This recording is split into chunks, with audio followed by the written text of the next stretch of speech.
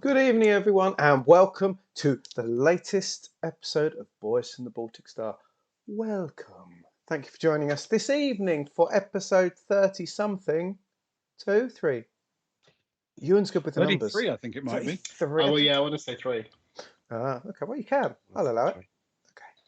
Okay. Episode 33 of Boys from the Baltic Star, our traveller tabletop roleplay game adventure. If it is your first time here or first time watching, thank you so much for joining. I hope you'll hang around for a bit.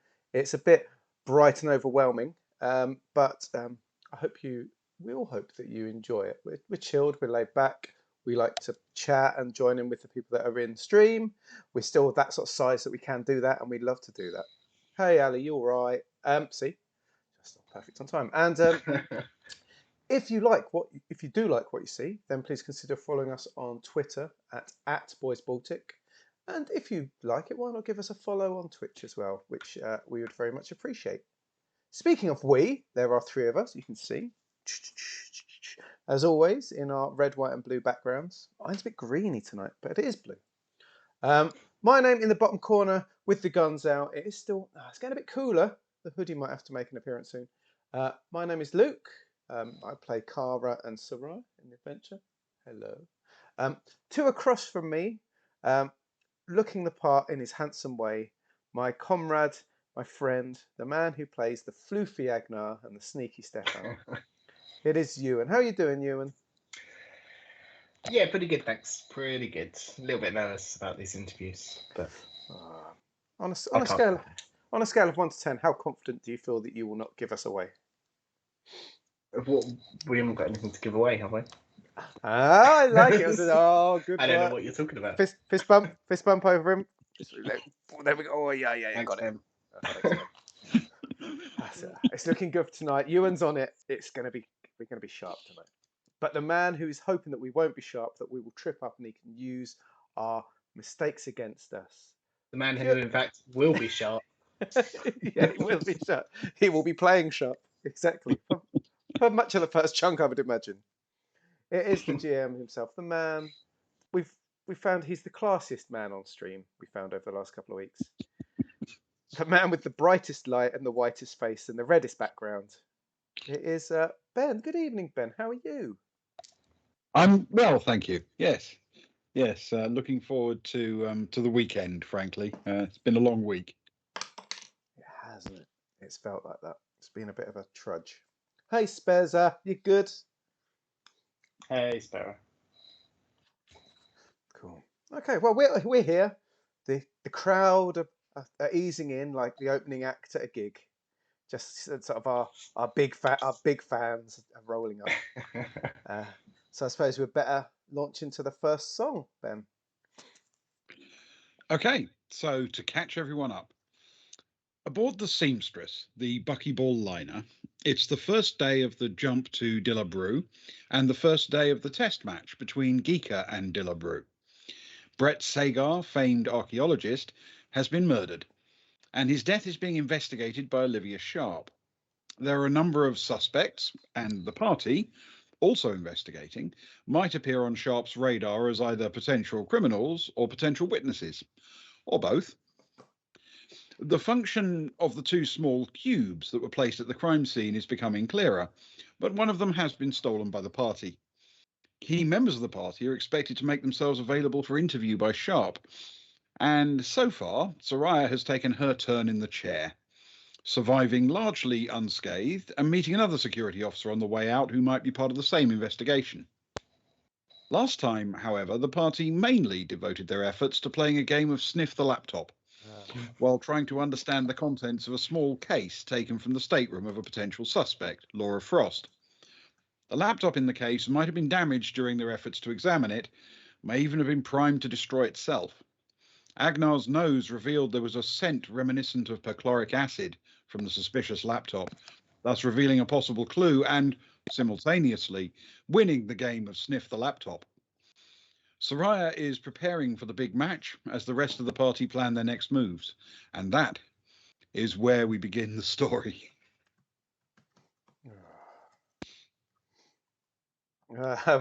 So Soraya's on her way back. she's just messaged July. She messaged Kara to search for July. We like to have something going on the computer at any one time. And Soraya will continue her wander back a little bit quicker than the wander over. She's now getting the sense. I'm guessing now the crowds are gathering and starting to head to the seats with their little picnic boxes or their little breakfasts and things. Oh, We are definitely within the hour or so before the first ball, yeah. So Soraya is hustling a bit more than normal, and she's going to hustle back to our suite, if that's okay. And she's going to bang on Agnar's door, if that's okay. Boom, boom, Absolutely. boom. Yes. Agnar, if I remember, was trying very hard to not be too bright and early up this morning for some reason. Enter. Are you decent? Yes. I'm always decent. Oh no, that's a red flag thing to say. Have you not seen my pajamas? Oh yeah, they are good pajamas. They've got your little military pips on and everything. I like it. Oh. So Soraya carefully opens the door and wanders in, but not looking straight towards the bed or anything like that. Agnar, I've finished my interview and I said I'd send you over next if that's okay. Yeah, that was quick. What did you discuss? Well, I know nothing, so it didn't take too much, but I will clue you into a few bits. So apparently everyone's DNA's at the scene. So if she tries and uses that against you, don't matter. Apparently the person that did it uses like a DNA bomb or something to like cover their tracks. So all of our DNA is at the scene. All people on the ship, like pretty much everyone, she reckons, is on there. So don't worry about that. So don't worry about that. Don't. Good to know. She knows that. She said there were two little boxes, and one is missing. She knows the one's missing contains DNA fragments. I don't know if that's useful to you. I know nothing. In the opposite room, only her and Kara's DNA is there. I'm guessing you guys must have gone in at some point, but that doesn't seem to be an issue. It's all focused on that room. So any DNA questions, just don't worry about it. That's kind of it, really. That she didn't question much because she knew that I've been playing buckyball all day and drinking in the evening, and she knows that I cover myself. Do you know what I mean? I give off a certain vibe that makes people think I'm a bit stupid. So hopefully she. And we all know that's not true. Wow, look at my intelligence. That's on the shoulders. Well, thanks for the heads up. That will be very useful. Can you tell everyone else while I'm in the interview, just to make sure we're all on the same page? Sarah sort of looks. You know that bit where you sort of a bit. We're not doing the Chinese whispers here, are we? I mean, by the time it gets to the last person, they're going to have such a gobbledygook of messages, and I'm going to forget something. You know me, I'm getting old. The memory's not what it used to be. Oh, is that what you're going to be saying at your interview? Is it? I've practiced that a lot last night. I have no recollection of the events you described. Are you my nurse?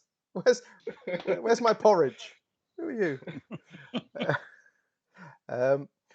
Yeah, she's sort of a bit worried. You know, like when someone's a bit anxious to get to something, she's sort of looking at her watch a bit, and sort of a bit hopping. She's like, okay, I'll do it, but I'm gonna do it quickly. I don't want to miss. I've just got to get changed and. I'll tell Cara. I'm gonna go see Cara anyway before I go. Okay, well I've got to go and see Stefan anyway because I'll get changed. So perfect. Right. I guess I'll be off then, and he goes to make his way out of his room in his pajamas before turning around, going back in, spending 10 minutes throwing on some actual clothes, and then he will go see Cara. Cool. I'll finish off Sarai's bit here where she's gone to Stefan. She'll tell him everything that I've just told Agnar, Then she's gonna make sure she's in the kit with the blazer on, and grabbing the flag that Cara brought home the night before. That's probably covered in a bit of booze and some residues. And then she's off. She's off to get her seat, unless needed otherwise. Okay. All right.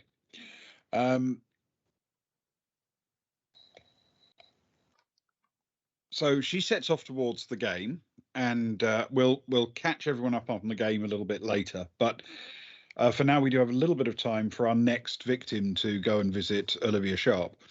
And is that going to be Agnar? Yeah, it will. But he will just quickly pop to Cara's room, if I may. Good Foley. Are we LARPing again? Only when it comes to knocks, the easiest of laughing. That is true. You hear sort of Cara's bleary voice. Yes. What? Cara, it's me. Quickly. I've got an appointment. Okay. Are the other girls in the room, Ben, or have they up and left? It's Rose and Zoe, isn't it? And Zoe, yeah. I think they'll probably have stuck around so far. Yep. Okay. Cara will look across at the other two. Cara's still very much in bed at the minute, and she'll say, "Okay, let me just get under the cover." And she sort of pulls the duvet right around her neck and sort of pulls the pillows up a little bit behind her, and sort of settles down into her bed, trying not to look too hungover and knackered. Go on, in you come, Agnar. What's up, mate? What's up? I just heard from Soraya. She's done her interview already. Would you believe it? Apparently, what she found out during the interview was that everybody's DNA, like everybody on the ship's DNA, was in that room. So if you get any DNA questions, don't worry about it. It's fine. But evidently, also there were 2 boxes in the room, and the investigator Sharp seems to know what these were for. She reckons one was to disperse everybody's DNA. I'm figuring that's probably the one of the boxes that you picked up. I certainly do have a box. It's still in my bum bag, wrapped up. Do you want me to take it and give it back to her? No. We know what it's for now, right? Yeah, but I can still have a little poke around at it. Okay. Taking it back puts us at the scene of the crime. Yeah, we could have found it just outside the room. That puts us at the scene of the outside of the crime. But I was there anyway.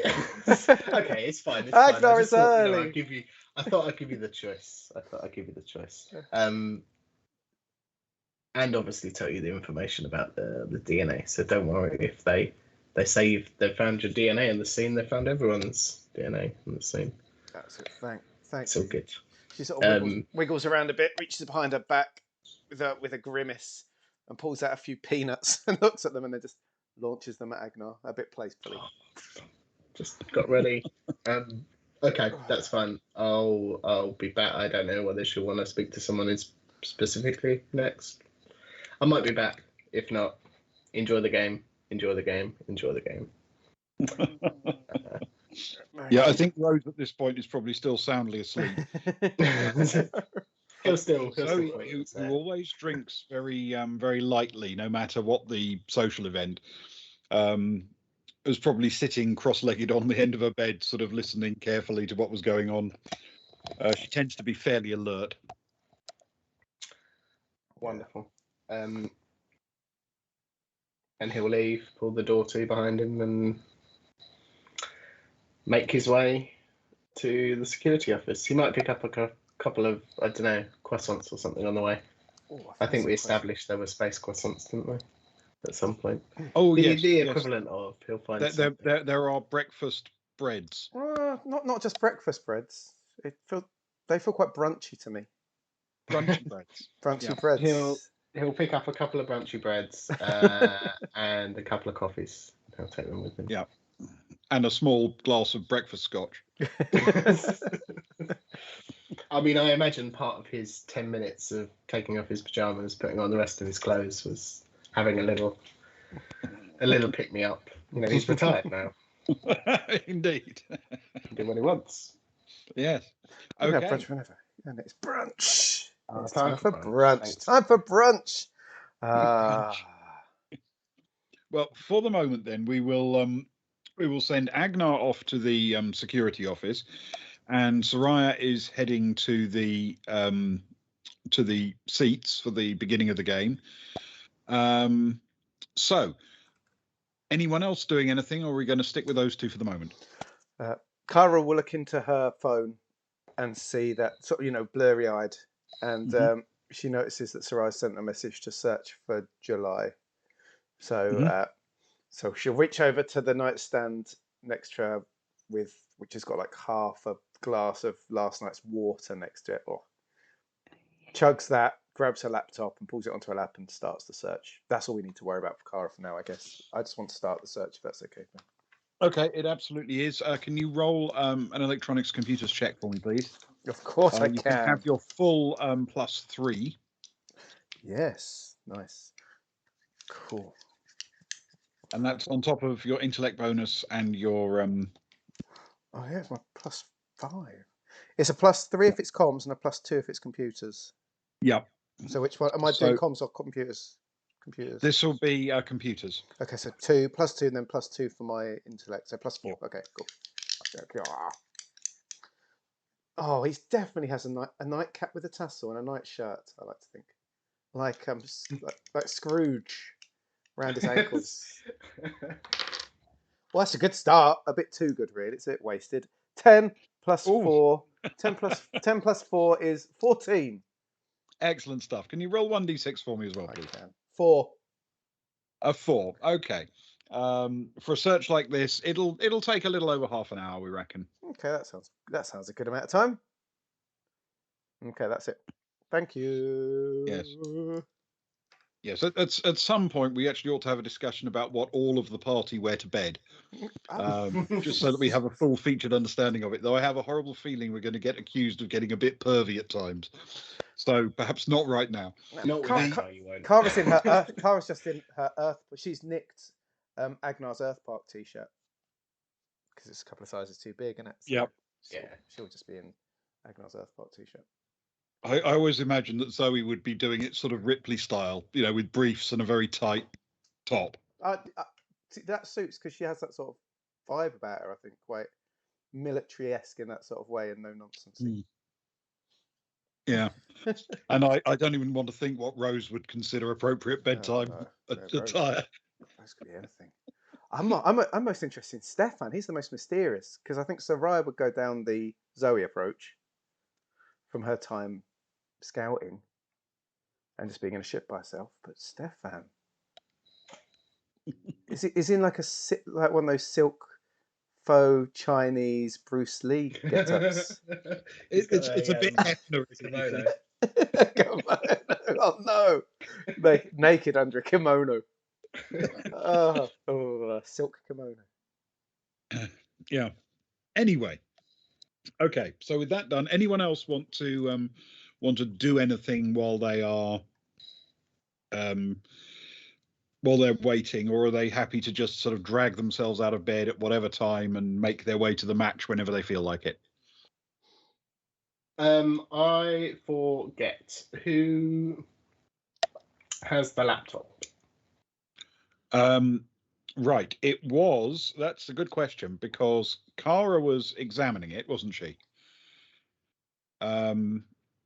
It wasn't in her room though, was it? It was in Stefan and Soraya's room. It was in Stefan's room. Yeah. And Soraya initially and then Kara were taking a look at it to see what it was, because I think Soraya opened the box, didn't she? Yes. But then Kara had a look at it after that when it was known to be the laptop. So, but it's probably still in Stefan and Soraya's room. Okay. And Soraya has told Stefan about the... Did she tell him about the box thing that Sharp was after? Yeah, she said everything that she said everything she said to Agnar, she said to Stefan. Wonderful. Stefan will mill about. He will go see Kara at some point. Probably as early as he can be up. Yep. Well, I mean, we're probably after 9 o'clock now. In fact, we are after 9 o'clock in the morning. He'll leave it a little bit because it's Kara. Sure. Had a few. As he she's would for working anyone hard. else who had a few. Yeah. Mm. And then he will go to her room, I suppose. Are we happy? Is it right to do this now? Are we happy to do this now? Or Absolutely. Do you want to get to anything else first? Whatever order you like. We've got, again, the party sort of breaking up for a bit, so we're going to have to handle it in one order or another, but I don't really mind which way round we do it. Perfect. He'll take the laptop with him, and he will go to Kara's room. Okay. A much more timid knock. He's not used to knocking. He'd normally just let himself in with some improvised door melting explosives, or by other means. Okay. Leno, that was for you. Yeah, hello. Yeah, she's a bit more awake now. Yo. Yeah, Kara, it's Stefan. Have you got a minute? Yeah, you can come in. Now she's a bit more decent. The duvet's around her waist with a laptop on, and she's got her Earth Park t-shirt on. She's tapping away, and obviously the glass of water has been refilled in that time. Rose is still. I think Rose is still snoozing away. I can't see her getting up until quite late, surely. Rose is unlikely to get up before 10, I would think. Liking her more and more. But Zoe's still perched on the end of the bed. Wonderful. He'll enter. Hey, Kara. How are you feeling? You feeling all right? Better and better by the minute. It was touch and go. It was touch and go when our furry friend knocked on the door, but I'm getting there. How are you? How are you, Stefan? How are you? I'm going to be honest. I've made some poor decisions the last few days, and he holds up the laptop. You can't get anything from this, can you? We've established that.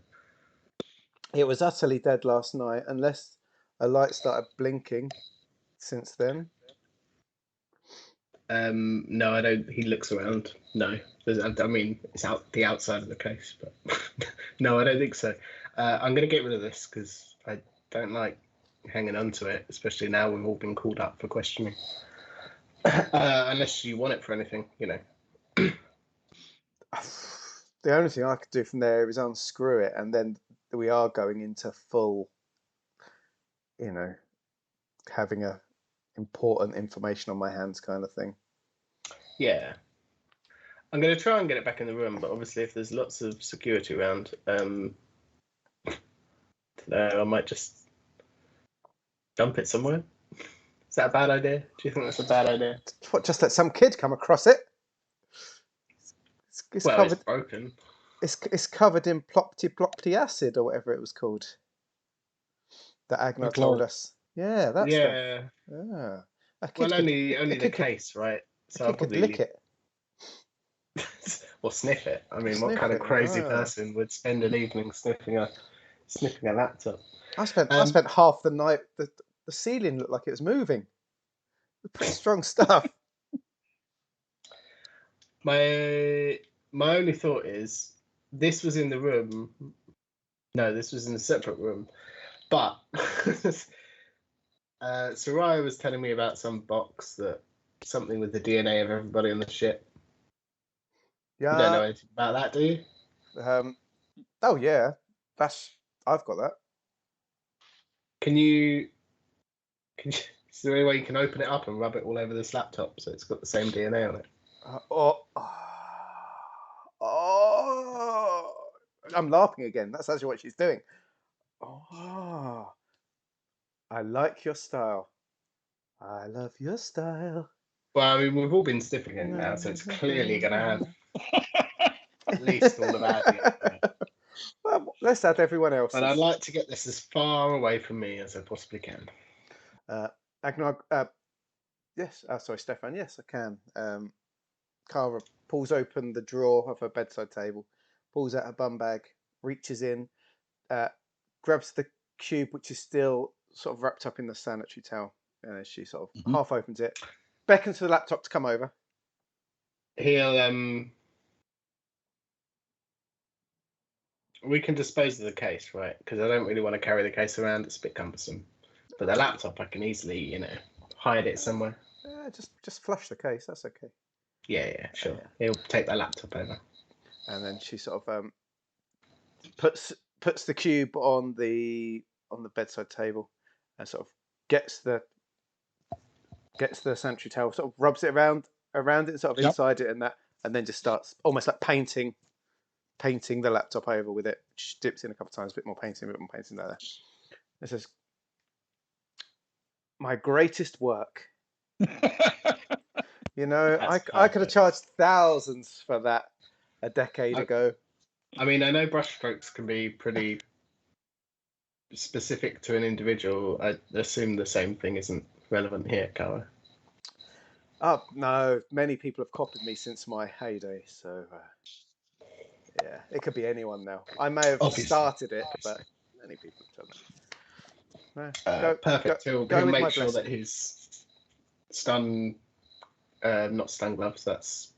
In fact, that's Cara, isn't it? He'll make sure that his shotgun gloves are on. His knuckle blasters. Yes, that's the word. Thank you, Ben. His knuckle blasters are on and properly covering his hands, and then he'll grab the laptop and he'll leave. He'll leave really quickly. He won't say goodbye, and he'll leave the case in the room. But he'll take the laptop. I thought you were gonna sort that. I just said the laptop. Oh. Cara looks at Zoe. Is this something that you can? Are you okay getting rid of it somewhere? You strike me as someone that can dispose of things much more cleverly than I. Sure. I mean, do you ever want it back? My one memory of it is that it nearly gave me a migraine through the shrill, piercing noise. I have no love for it. Okay. So it's okay if I destroy it and you never see any part of it ever again. Sounds. I'm happy with that. I'm happy with that. Cara's only sort of paying half attention because she's sort of still typing, I guess. So that sounds good to me. That sounds good. Yeah. Okay. Thank you, Zoe. Great. She leans over and shakes Rose awake and says, "Rose, we got a craft project." And they set about examining the case and working out how they're going to chop it up into pieces and get rid of it. Oh, pigs will go through bones like butter. I'm sure they can go through cases as well. And you wonder why we're suspects.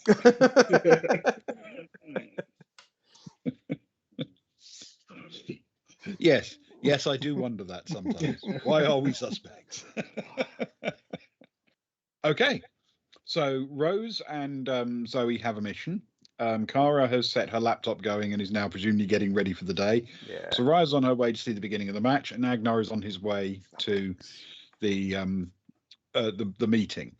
And Stefan is going somewhere specific or just heading to the match? He will. Is it possible for him to head to the match, but also swing past Laura Frost's, not the actual door, but the corridor down to the set of 3 rooms? Yep. And just see if there is a security presence, any person visible. All right.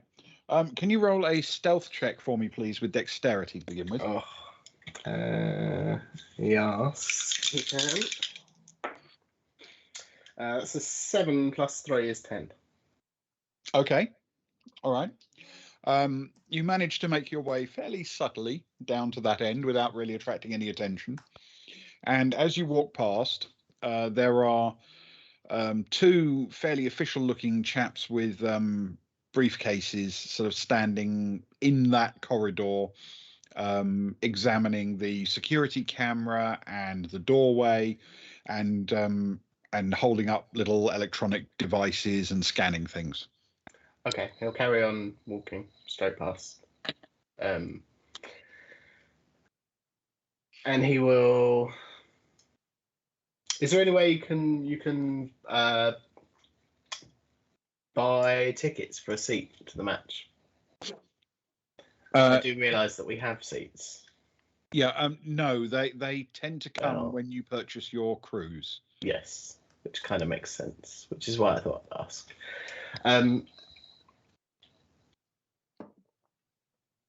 Is there like a less private area? Because we have quite private seats, don't we, that are right outside of our staterooms. Well, is there more of a like cheap seats type? You actually have your choice, because when Kara arranged for your seating, you have, thanks to your VIP rooms, seats in that sort of private box directly outside. Yeah. But literally the other side of the partition between that private box and the main stands, you also have a selection of seats booked there, because Kara thought you might want to have the more everyday fan experience with the brightly coloured hats and the t-shirts and the fish in them. Okay. And accordingly, he gave you the option, to pick your seat. So you do actually have 2 seats available to you. And they're pretty close to each other. Yeah, only a few tens of feet apart. Okay. He'll make his way to the everyday fan seats. With the laptop as subtly about his person, and on his way he'll pick up like a hot dog and a drink and as much stuff as he can physically carry with the laptop as well, so it looks like he's struggling. If that makes sense. Yep. And he will. Well, I suppose. Does he get there? Does he make it to the everyday seats before you want to jump anywhere else? Or yeah, I mean, realistically, he's probably going to get to the everyday seats about the same time Agnar makes his way to the security office, and about the same time as Soraya learned something a bit more interesting about the beginning of the match that she didn't know was going to happen. But we will keep going with Stefan for the moment in case this one's short. Okay, cool, perfect. He'll make a bit of a deal of it, like he's sort of struggling with everything he's got in his hands, and I imagine the laptop underarm, as he sits down, he'll sort of let the laptop slip down into the seat, I guess, perhaps. Make a bit of a show of things. Okay. And sort of be looking around like he's trying to look out for his friends. Okay. So you're just effectively dropping the laptop onto the platform in front of the seat? Yeah. Okay. All right. Well, unless you want to do something else with it, it can stay there for as long as you want. Oh, perfect. He might kick it under the seat maybe with his feet, as subtly as, without making a big deal out of that. Just slide it subtly under the seat and carry on looking around for his friends. Okay. I'm going to need you to make a dexterity check, please, with athletics dexterity.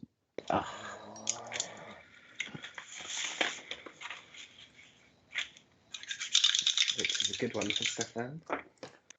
That's a 9 + 4. It's 30. Oh, lovely. Oh. Yeah.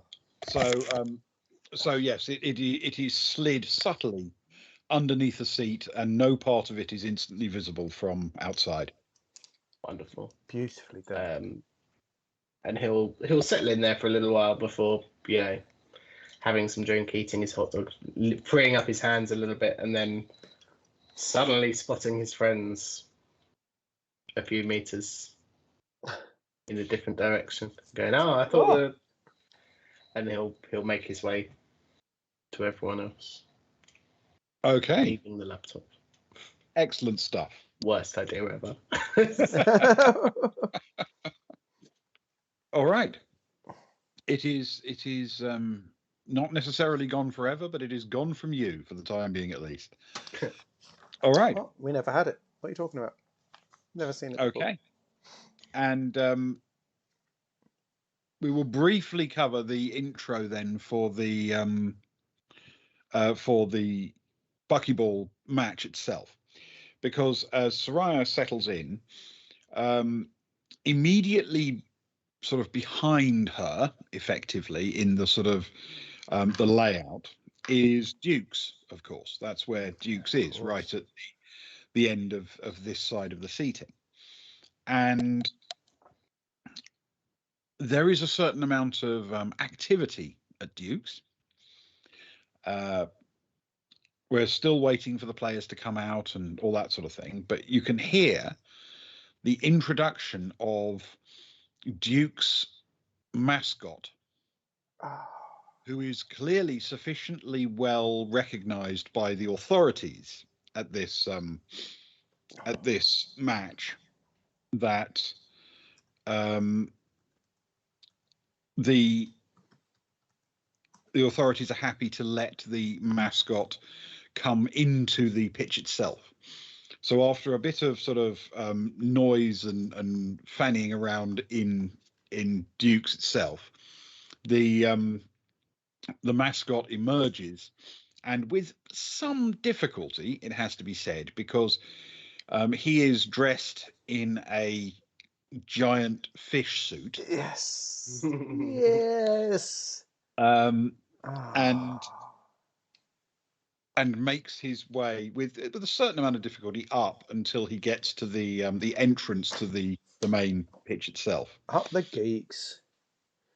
And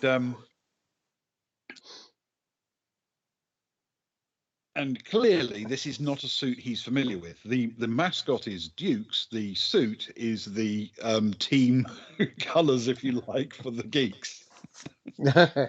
So that Duke's has this person who does mascot duties for whichever team happens to be playing on this ship at that time. And he has an escort, one of the people from Duke's itself, who helps him up onto the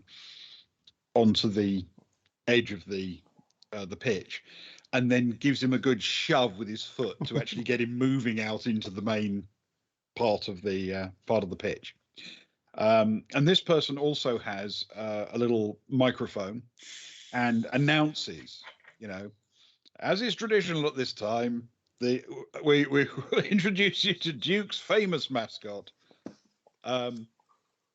Duke Dicky Duxon the Third. Duke Dicky Duxon. Duke Ducky Dicker Duxon the Third. Oh, no. That name before. The third person to wear to be Duke's mascot.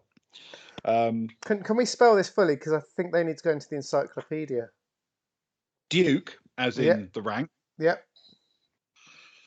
Ducky. Yeah, like as in socks. As in socks. Yep. Dicker, Dickerer. Dickerer. Yeah, that sounds like a Kentish phrase, to be honest. Dachshund. How are we spelling that? Dockson. Yeah. Third. And then third in Roman numerals. Aye. And that's the person that wears the suit, or it's the name of the That's mascot? the person who wears the suit for Dukes, yes. Cool. This is good. This is important stuff. If you're watching this for the first time, this is the sort of important stuff that we cover. That and this is the most relevant thing. Oh, 1 hour. 1 hour, to be fair. And there's enough excitement in the crowd that he gets a bit of enthusiasm now, because there's a certain sort of ripple of applause, but not all that enthusiastic. The Soraya is woo. The response from the other side is apparently Kookaburra has a couple of dancers, one male and one female, who fulfill the same function for them. And you can see on the other side of the pitch, they come out wearing Dillabrew team colours and do what turns out to be actually quite an interesting thing. They don't sort of ever let go of each other's hands. And because they're spinning through 0G, it turns out to look quite artistic and elegant as they go through their dance routine. It's not quite as quite as The tacky fish. and over the top as the Duke's one, but it also seems to receive a reasonably warm, if not wildly enthusiastic, round of applause. People are getting eager for the actual match itself now. On the subject of which, as the two dancers elegantly flip their way back to their entranceway and disappear from the pitch, and as the handler for Duke's mascot leaps out and grabs him and manhandles him back in because he's basically flapping around like a trout on land. Hey! The two team captains emerge to handle the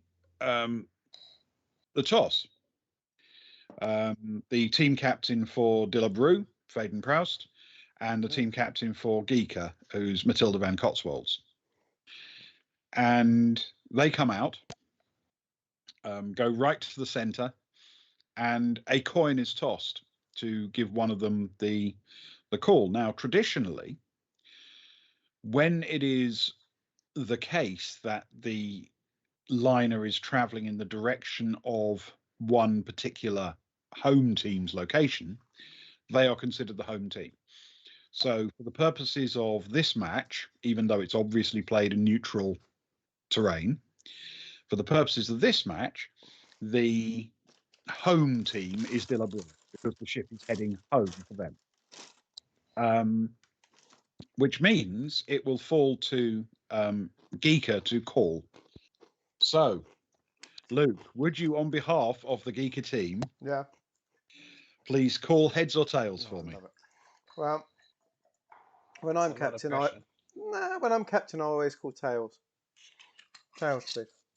And tails it is. Yeah, I've got about a 90% win success on tosses, so I didn't want to say that before you flipped in case I ruined it, but no. Up the geeks. Up the geeks. Tails it is. Up the geeks. Hang on. Whoa.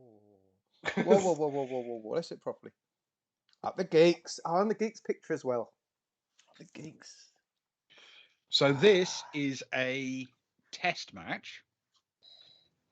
We'll bat first, please. No, I don't get to choose that, do I? No, I'm not the captain. I'm Soraya. I'm still clapping at the fish. Hey! Yes. And the geeks get to make their choice, and they do decide to put De La Brue in first. So they will field first, the geeks.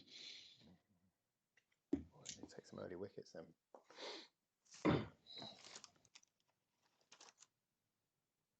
I'm just going to leave up the geeks there for the next 7 hours.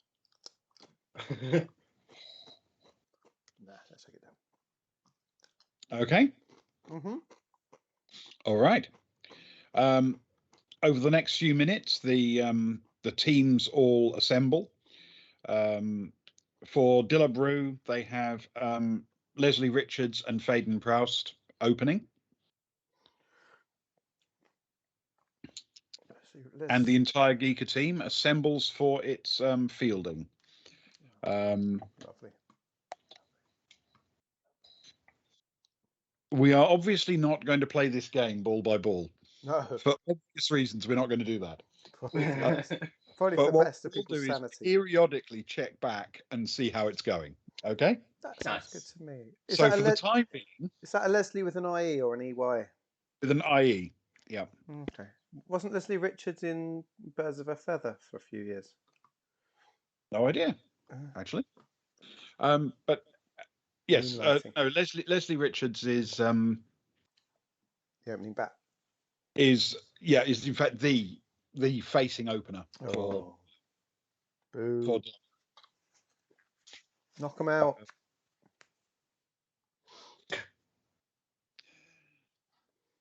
Is it that kind of match? It is. It's a grudge match. That's what Sarai's shouting. Knock him out! And getting shushed by all the people in their fancy ties around because we're in the fancy section. Wait, get him out. Bring back the fish. Okay. All right. So with that done, and we will obviously move to cover the buckyball match as time goes on. But for now, let's shift our attention to Agnar. Cool.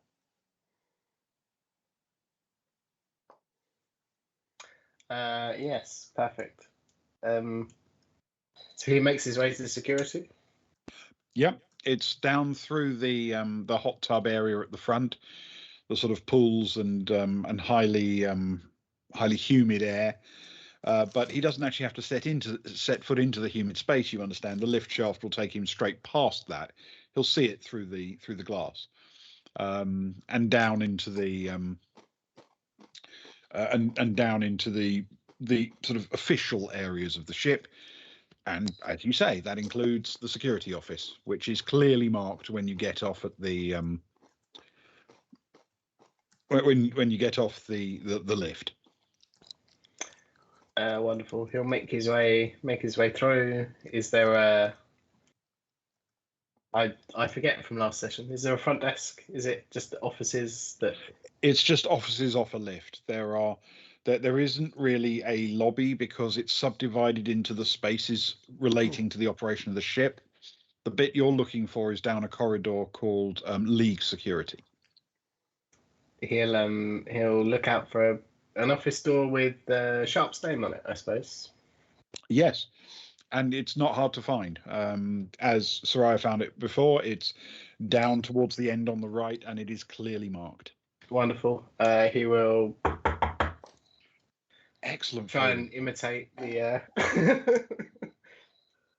the knock from earlier on Kara's door. Okay. Yeah. Immediately the door swishes open, and Sharp looks up from her desk and says, "Ah, come in." Thank you. Sorry, it took me a while. I hadn't had breakfast. I picked up breakfast. There's some for you as well. Breakfast bread. Thank you. Coffee. I got you a quickly out of character. What was that strawberry fish that we had on Geeka called? I actually can't. I can look it up, but I can't remember. Well, that's okay. Whatever it's called, he'll say, "I got you a such and such fish milk latte." Oh, I've heard they're wonderful. They taste. You can just pick out the strawberry. She takes it with a sort of half smile and looks at it like it might be an anti-personnel device. Well, I hope you don't mind if I, have mine and partake in some breakfast whilst we talk. Okay, good.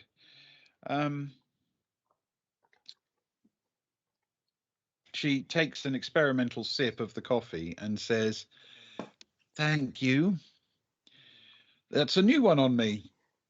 I'm sorry, you don't like it, do you? What? How would you normally take your coffee, just in case there's a future? Just for the general reference tea. going forwards, just slightly less thick. Regular coffee. Gotcha. Regular coffee, hold the fish. Yes. I apologise for the inadequate coffee. I would offer to pop out and get you another one, but I feel as though there were more pressing issues at hand. And you'd probably rather I stayed. Yes, possibly. Right. So she ushers you to a seat and says, "I would offer you some of my coffee, but I'm afraid it's so much less exotic than yours. I think you'd be disappointed." Well, I'll be honest. This is kind of a holiday for us. I was just, when you go on holiday and you're just sort of like, well, why not? I'll try that, and it turns out to be not what you expected. It's that kind of coffee. I kind of got caught up in the mood. I apologise. There's no harm done. I promise. So thank you very much for coming by. I do appreciate it. You're welcome. You're welcome. So I had just a few very simple questions for you, and none of them are, I don't think, going to be particularly difficult to answer. We can get you through this process and out of the door really, really straightforwardly. Wonderful. Can't imagine this will take very long. So, first question: why did you want to meet with Mr. Sagar? We were informed by our Aslan friend who, in fact, booked the tickets for this ship for us. That there will be carvings experts on the ship. We approached him when we were on board. This was before, obviously, you understand. This was before he invited us on the cruise, and then we approached him whilst went on board and asked him to set up a meeting with said carvings experts. We were interested in talking to them. I believe my friend Cara showed you some pictures, or threatened to show you some pictures in a non-threatening way. They were quite they had quite the effect on certain members of our group's brains or at least mental state when we saw them on the planet in person. The pictures are far less threatening, but we wanted to get his opinion on them. We wanted to show them to him and find out some information about them. Okay. And why is it that you were interested in these carvings? Well, I mean, it's quite a long story. It goes a long way back in our when I first met this group of people.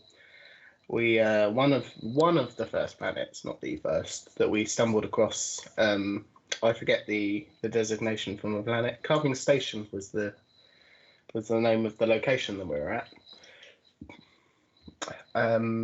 We headed down to the surface. We came across some quite horrible things. There were some. I mean, I don't know how prevalent, out of character, I don't know how prevalent zombies are in pop culture right about now, but he'll probably throw out the word. Yeah, I mean, they're reasonably well known in a fictional context. Yeah. Yeah, sure.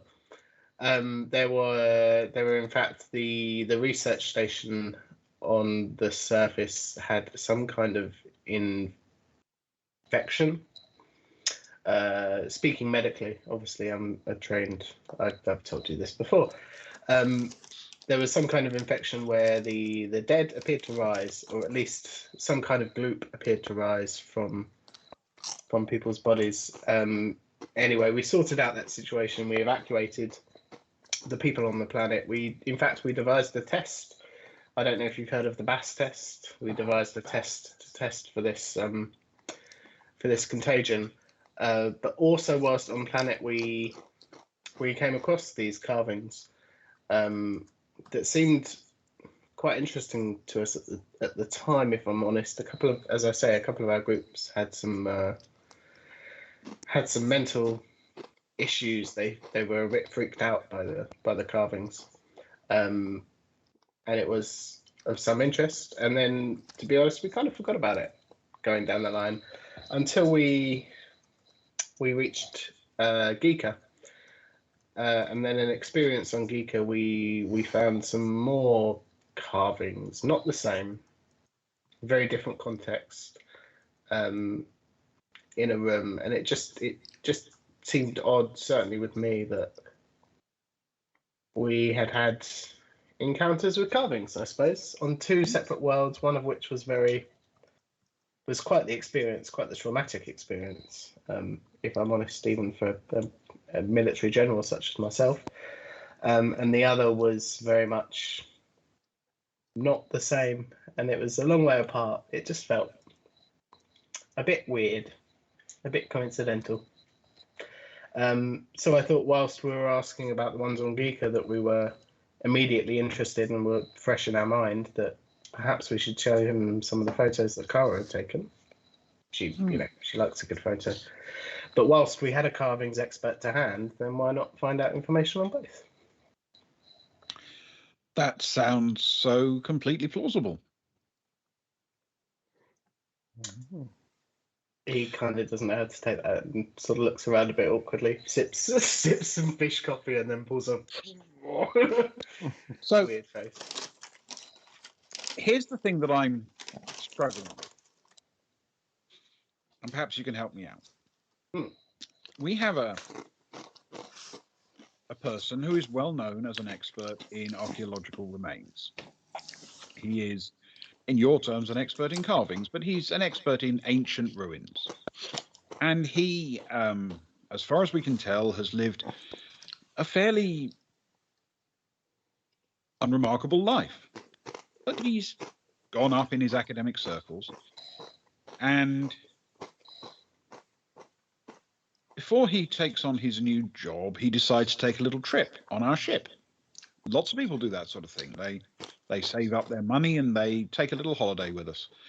And we're always very happy to see them. And then, for reasons that we don't fully understand yet, he ends up being murdered. Now, this is not a person that we believe has any particular great list of enemies out there. So it's unusual for him to be murdered. And then we start to realize that, as far as we can tell, he was on this ship for really only one thing. He was going to watch a bit of the match. And there's really only one other thing he was here to do. I mean, he may not have got on the ship in order to do it, you understand, but he ended up doing one other thing, which was going to be to have a meeting with you guys. Now, I don't believe for a second that he was killed because there was a buckyball match going on. And I don't believe for a second that he was killed because he was on holiday. But you can see how it might appear to me that he could have been killed because he was meeting you. That all seems very logical. Let me first. I mean, I've got a list of names that I can give you from my military career that will tell you how exemplary my record is. Character references all over the place. Yes. I can assure you that I had nothing to do with his murder. Certainly. Oh, I'm not suggesting you did. I'm suggesting that you, in fact, had something to do with his murder, even though you did not actually find yourself responsible for it. But before we get on to that, there are a couple of other questions. Buckyball isn't a particularly big sport in the Varga community, and there aren't that many Varga on board the ship. So it won't surprise you to learn that you were observed around the stateroom where Sagar was staying on a few occasions. And this was before he was vanished, as we initially thought. And then subsequently you were seen around there again afterwards. Now, that makes me think that there are things you're not telling me. Well, I mean, obviously we went there at some point to try and set up a meeting with him. And how did that go? Not particularly well. I think, as I recall, he didn't answer his stateroom. I assume he wasn't in. And then obviously once we came back and started to nose around a little bit more, I believe we overstepped a mark, and you yourself caught us in rather an unfortunate situation. we were around again then, and once we learned of his disappearance, we started to worry a little bit. I suppose much as you did, that his disappearance was something to do with us, and we didn't know what. We were, we had questions that were unanswered, much as I suppose you did. So I quite often, we had a little look around outside. I was making sure that nobody was paying any undue attention to the room in question. I suppose we took interest in the fact that we had come here with a great want to meet and to learn from had disappeared. Okay. So, as far as you're concerned, your interactions with this person are that you knocked on his door, there was no response, and that's really it. That is pretty much my interaction with this person. I believe I may have at one point tried to force the door, worrying for Brett, and he'll flex his and point at his complete lack of muscles. As you can understand, it didn't go down very well.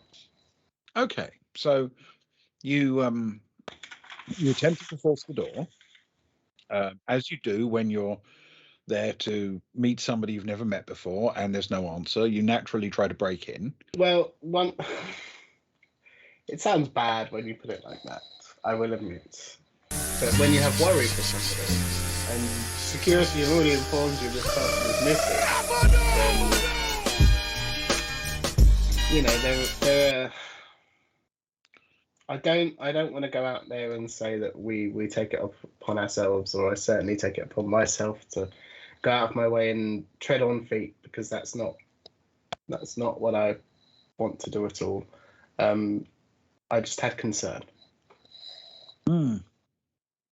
Okay. And you're sure that's the entirety of your interaction? I mean, you don't have anything else that you want to add at this point? No. Okay. All right. Then I think we'll leave it there for the moment. Okay. If you have any more questions, obviously, please be in contact. And I'll remember just regular non-fishy coffee. Oh, I'm pretty sure I will have more next questions. Well, I look forward to them. And in fact, I'll make a note of the coffee now so I don't forget for next time.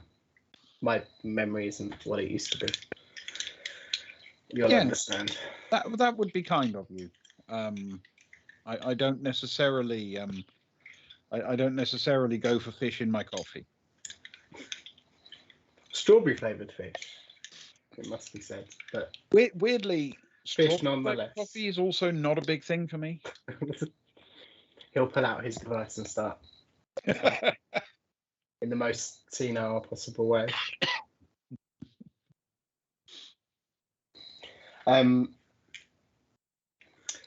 Is there anything else I can do to help at all?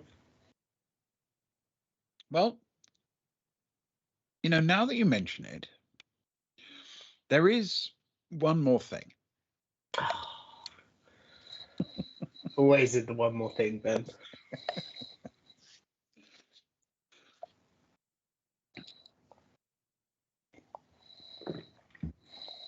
The door to the stateroom was indeed forced. So presumably, if you didn't get it open, that means whoever forced it must have done so after you. Is that correct? Otherwise, you'd presumably have found it quite easy to push it open. I mean, I'm going to be honest. If you knew how strong I was, don't tell Kara, because she'll she'll take the mickey out of me no end, especially being an ex-military man. Sometimes we will have a bad days. I'd like to say this was a bad day. In all honesty, I'm just pretty weak. Okay. I can't. I mean, I don't know. I know how easy it is, I suppose, to open my own stateroom door, but that's as far as I can. It's as much information as I can tell you. Right. Well, I just thought I'd mention one thing. You see, we found your DNA at the crime scene.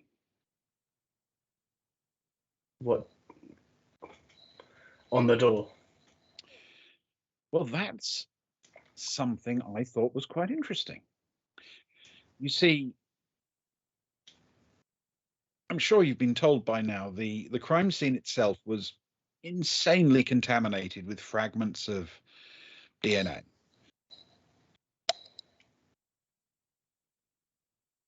It has been mentioned, yes. However, though obviously that gives a positive for your DNA, that's not really the DNA I'm interested in.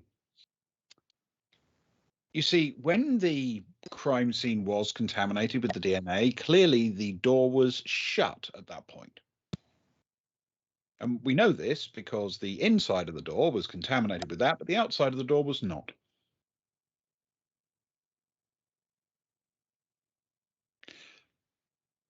But the door is a sliding door, you see. Yes. Its edges slide into slots around the door frame. So any DNA, for example, that was on the edge of the door before it was slid shut, well, that DNA would get trapped there and not get contaminated. Yes. Now, I wonder if you can guess how many people's DNA we found in that slot in the door.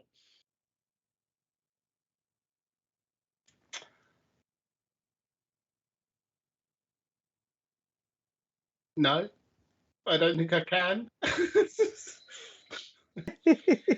We found one person's oh. DNA. Oh. Just one. And it was yours.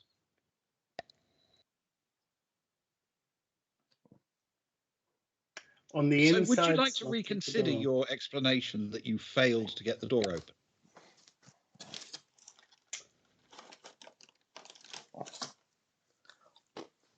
Well, I mean, he shows her his fingers. My fur gets everywhere. I'm going to be honest. I think it's quite it's quite reasonable that we're trying to purchase on your piddly door handles, not yours. I apologise. I shouldn't take this out on you. This isn't your problem at all. But the piddly door handles on these staterooms, that I should grab some, that some of my hair should get pulled out in the process, especially when you're trying to get as much purchase as I am. Right. Again. Okay. I will obviously confer with my experts to find out how likely that is. But the good news is we're going to be able to test that. It's not actually difficult after all. This ship has thousands upon thousands of doors exactly like those. So we're going to wipe one down, clean it off. We're going to have you come along later today, maybe, possibly tomorrow morning, and show us exactly what you did with the door. And then we're going to find out if your DNA gets caught inside the slot. Oh no. Okay. That's certainly something I'll help with. Though, please make sure that nobody's in the room. I mean, we've gone through this. I don't want to be. I think I've learned from my ways. I don't want to be around when our friend is trying to, or any of our party are trying to get into a another room that somebody is occupying. I think that would be bad for everybody involved. Yes, I tend to agree. We'll find a room that no one's occupying. Thank you. And obviously, you know how to contact me. Yes, and I will be in touch. I promise. I look forward to it.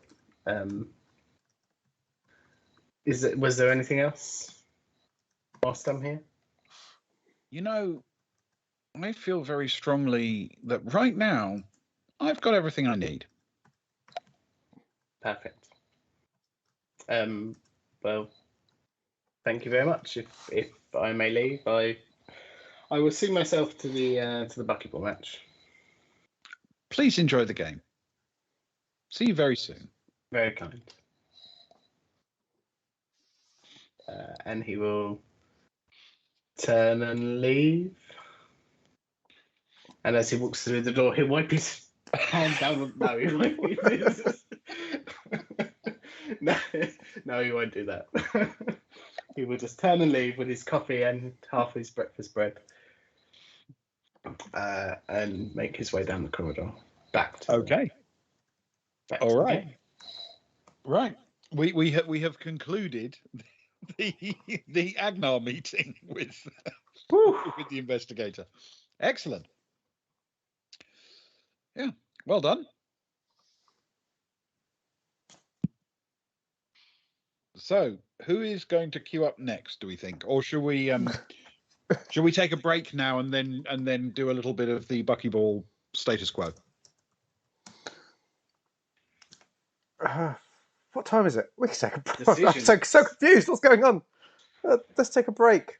I'm guessing let's take a 5-minute break. We'll then do afterwards. We'll do a quick update on where the buckyball is, and then the next interview, I think. Oh, it's Cara next, isn't it? Yes, buckyball and Cara. Cool. Happy days. Right.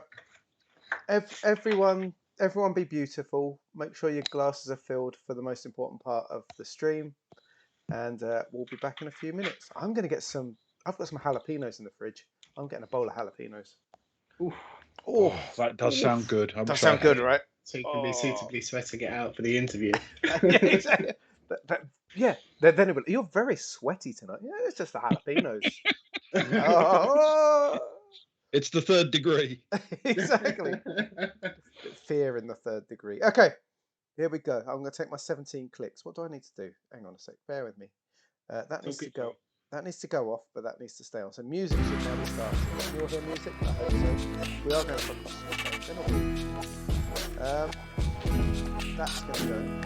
That's going to go. Then we're going to have a little break time. That's there. So you should be able to see that. And it should be music.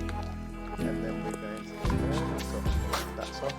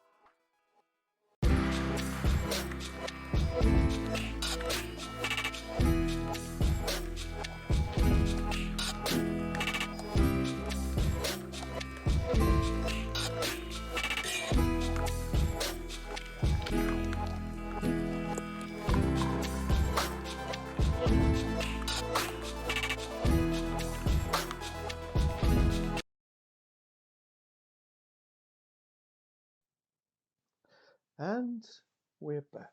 Good evening and welcome to Boys in the Baltic Star, a traveller tabletop roleplay game adventure starring three guys in the bottom corner and a multitude of friends who we appreciate very much.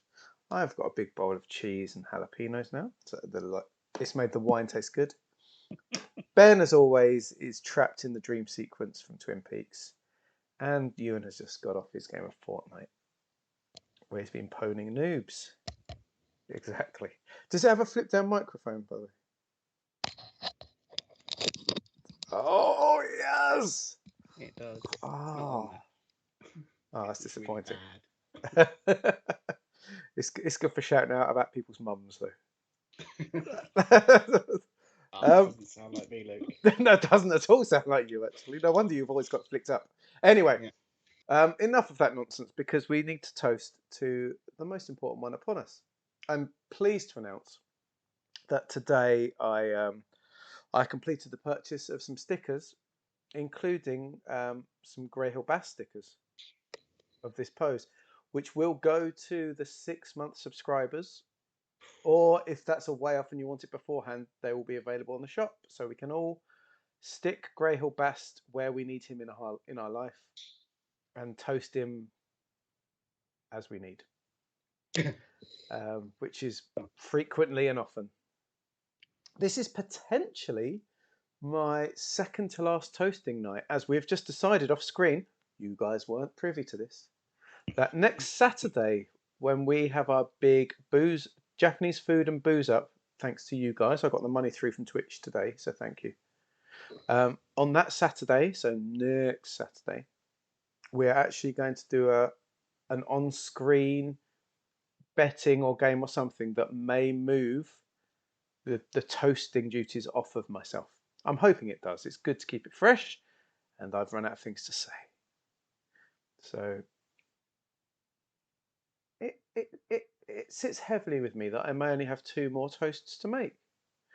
And I think I can't say everything I want to in these 2 toasts, because like I could spend 2.5 hours talking about his forearms. They are fine. Oh, they are fine. I could spend a month talking of that jaw. Look at the jaw. And yes, it is an idealised vision of Grey Hill.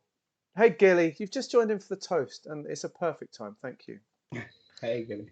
He does live in our memories. He's handsome and strong, with the oak-like forearms and the jaw of a Greek hero. Here's a man who served drinks. He's a man that wiped tables. He's the man who held Soraya's hair back when she was puking in the head at 2 o'clock in the morning. He did it all. And he did it all for love, because we didn't pay him enough. And he did it all for the respect of his role. And there's a lot to say about that. And so I feel it's only right that we all raise our glasses tonight and toast the late, great Grey Hill Bast. Grey Hill Bast.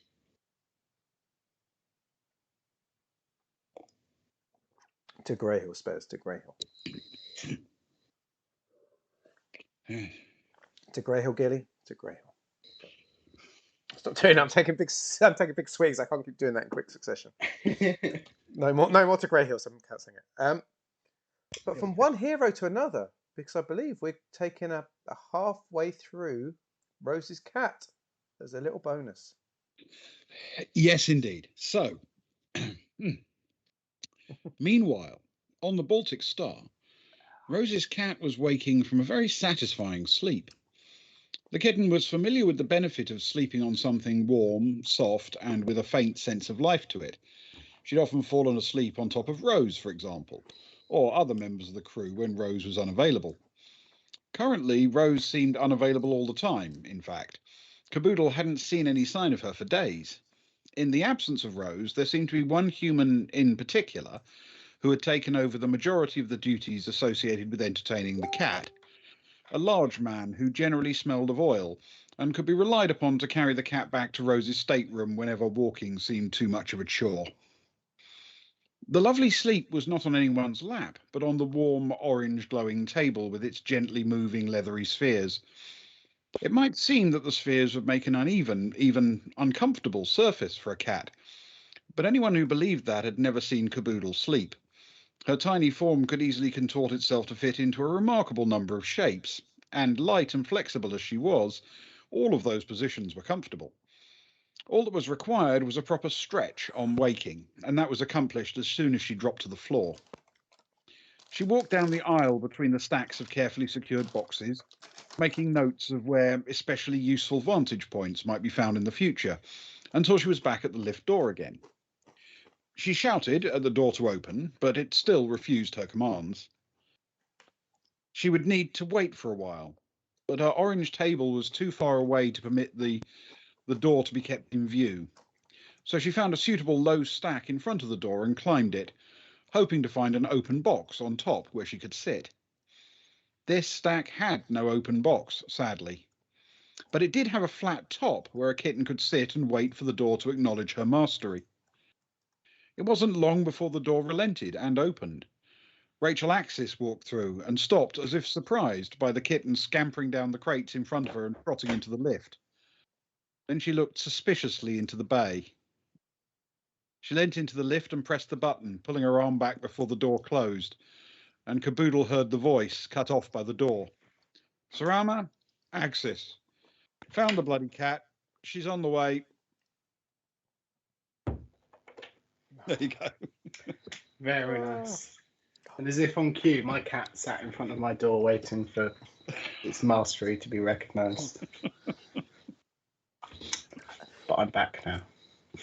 I always low-key mark out for Rachel Axis appearance. I'm a big fan of her. She's not a big fan of us, but I'm a big fan of hers. Much like the cat. Exactly. And Sarama, I love him anyway, but he just refuses to come with us. I think because he's heard that people tend to die if they come with us. He's seen the painting. He knows the score. He knows the score. Yeah. He's chosen to not be immortalised in art in the bar, yes. Exactly. Quite right too. He's got a cat to look after all. He's got priorities. Yeah, quite right too. What gig, Gilly? What gig? I love gigs. I'm going to a gig on Thursday. What gig are you going to? At least I think I am. I might not be actually. No, not Thursday. Friday, I think. Now my band practice is finished. It's only going to be a Skanky Faversham one, but it's still a thing. You know what I mean? Yeah. Live music. Yeah. Yeah. Just be a cover band somewhere, I would imagine, but that's okay. That's a good thing. Yeah, man. Get some music in your earlugs. Anyway, let me get all the things up now that Rose's cat has done their thing. Right, hang on. Main bars. Agnar, because it's tradition. There we go. Okay. Okay. So, we'll briefly cover, I think realistically we should cover the first 6 overs, about the first half hour or so of play quickly, just to keep an eye on what's going on. So, Dillabrew batting for the time being. And so first over, well, not too bad. 9 runs off the over. What? They've gone for it.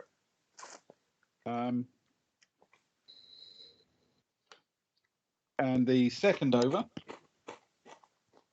Faden Proust is playing much more cautiously. He just takes 2 off the over. I respect him. I respect that.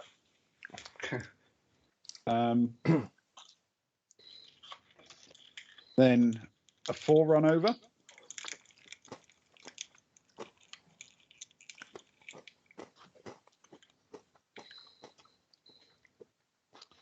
Then Proust opens his shoulders a little bit and goes for 7 runs over that one. Lost my respect now. Too cocky. Yeah. What's the fish? 6 runs. And 6 runs again. Yeah. If my maths is right, that's 15, 22, 28, 34. After 6 overs. Oh no, they've gone a bit heavy early on. That's very upsetting. Sarah's very upset. Yeah. So 6 overs down. It's a fairly brisk start, but we've seen worse. She's craning her head. Has Fishman taken his suit off? Yes, he's done his turn. Oh, poor boy. Okay. Makes a mental note. You're going to steal the fish costume, aren't you? Of course I am. Or at least I'm going to become Fishman for a day. Oh, well. He don't want to be Fishman. That's just Sarah's just there bobbling away in the background, thinking about the fish. Hmm. Okay. Lovely. Yeah. Okay. Yes, fish, it turns out, is a bit of a theme at the moment. The fish. All right. So, Agnar is returning from his meeting. Anything you want to do on the way back?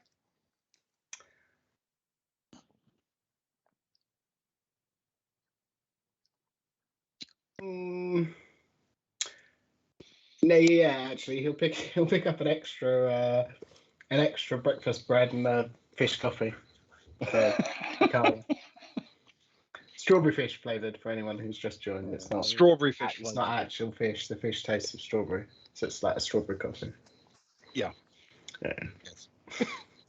It's made of strawberry flavoured fish, which is weird, but Well, it is, but it's now a thing.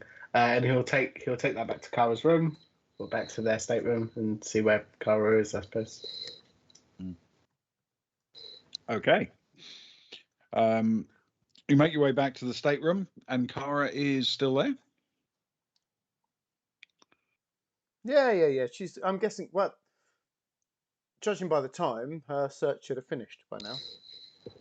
Yes, it should have Because done. she started it at sort of 9ish, and we've hit that sort of first half hour in. Yeah, perfect. Yeah, so the ship's time at this point is on its way to 10:30, basically. Cool. Yep. Okay, so what you learn is first of all, her name is July Cathedral. Yep. And she is a security staffer with the League, and is, based on the information you have, pretty uninteresting apart from that. Oh no. Just a regular sort of little personnel file and a picture and an ID image. Nothing special. Okay. Ah, what a waste of half an hour. Never mind. At least she left it running while she was getting herself dressed up into Indeed. her finery in inverted commas. Well, that's good to know. Okay. She'll look at it and sort of do that and just close down the laptop. Stick it back in the stick it under a pillow and check herself once more in the mirror and head out as she hears Agnar returning through the door. Okay. You pass each other. If there's anything you want to exchange in terms of communication, now would be a good time. If not, then you can just head off. Coffee, breakfast bread. I thought I'd bring you some. I bought some for Sharp, but she didn't appreciate the coffee. She's more of just a regular. I think black coffee is her thing. What just a regular coffee. What sort of bread? Sorry. It's a breakfast bread. What sort of bread?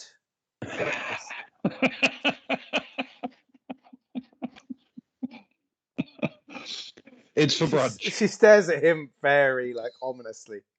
It's a late breakfast, I know. You might even call it a brunch, but seeing as I didn't bring you a mimosa, A brunch bread. I'm not going to call it brunch. Well, Yeah, you can call it a brunch bread, but you've got to pick up your own mimosa. Kara sort of puts her finger to his lips, goes back into the bedroom, finds one of the last remaining small bottles of sparkling something, pours it into a glass, sloshes something that looks orange into there. Says, and now it is brunch. So thank you for bringing me this brunch bread, Agnar. Do I need to know anything? No, I don't know. I mean, she asked me why we were interested in talking to Brett. I said carvings, explained the pictures and, the situation we were in, kind of. She then asked me about the door to his room, and why my DNA was on the inside of the crack that the sliding door goes into. Oh, you got your DNA Well, in a crack somewhere. yeah, somewhere. I think I took my way out of it. She's going to call me back for some tests. We're going to go force open some other doors and see if my DNA gets into the crack. She's going to speak to some experts. That sounds fun. I think crack experts. I think there's going to come a point where I might have to tell the truth that I did get the door open. I told her that I tried to force the door to make sure that Brett was okay, but that it didn't work.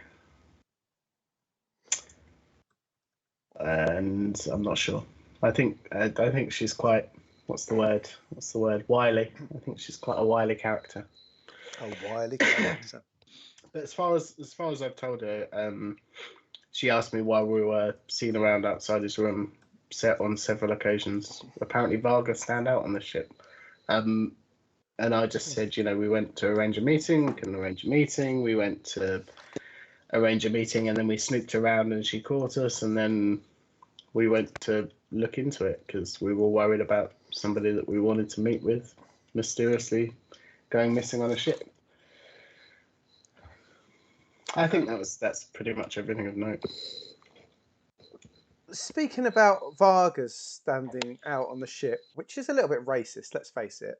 But my dear, I'm quite upset with her, Agnar. But Sarai did tell me last night that there is another Varga, where another Varga is, and you and I are looking for another Varga. Mm. How do you feel about making a friend from the old homeland? Where? Who? Where? What's the name? Where will they be? His name's Varga McVargason. I don't know what his name now, is. I just know he's a Varga. Now... You can't have a go at her for saying that all Vargas stand out on the ship. I don't know what his name is. He's a Varga. The only other Varga on the ship is Varga McVarga. The one other Varga McVargason. Some of your best friends are Varga. He's lucky I've known you for a long time. One of my very best friends is Varga. I only became friends with him because I was covering some horrific propaganda war footage, but still, we put that behind us now. I think he comes from the Scandinavian part of your world. And Sarai said there's someone called June, who she befriended, and that she knows a Varga that lives in her area. And Kara sort of points, sort of says where it is, because we know where it is, right? It's on that side of wherever, yes. And it's yeah. Down, well, you know where June is, yes. Yeah. I mean, presumably. Why have you just appeared, June? What?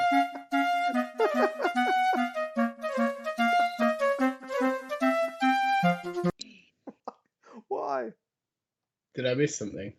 You just played your walk-on music.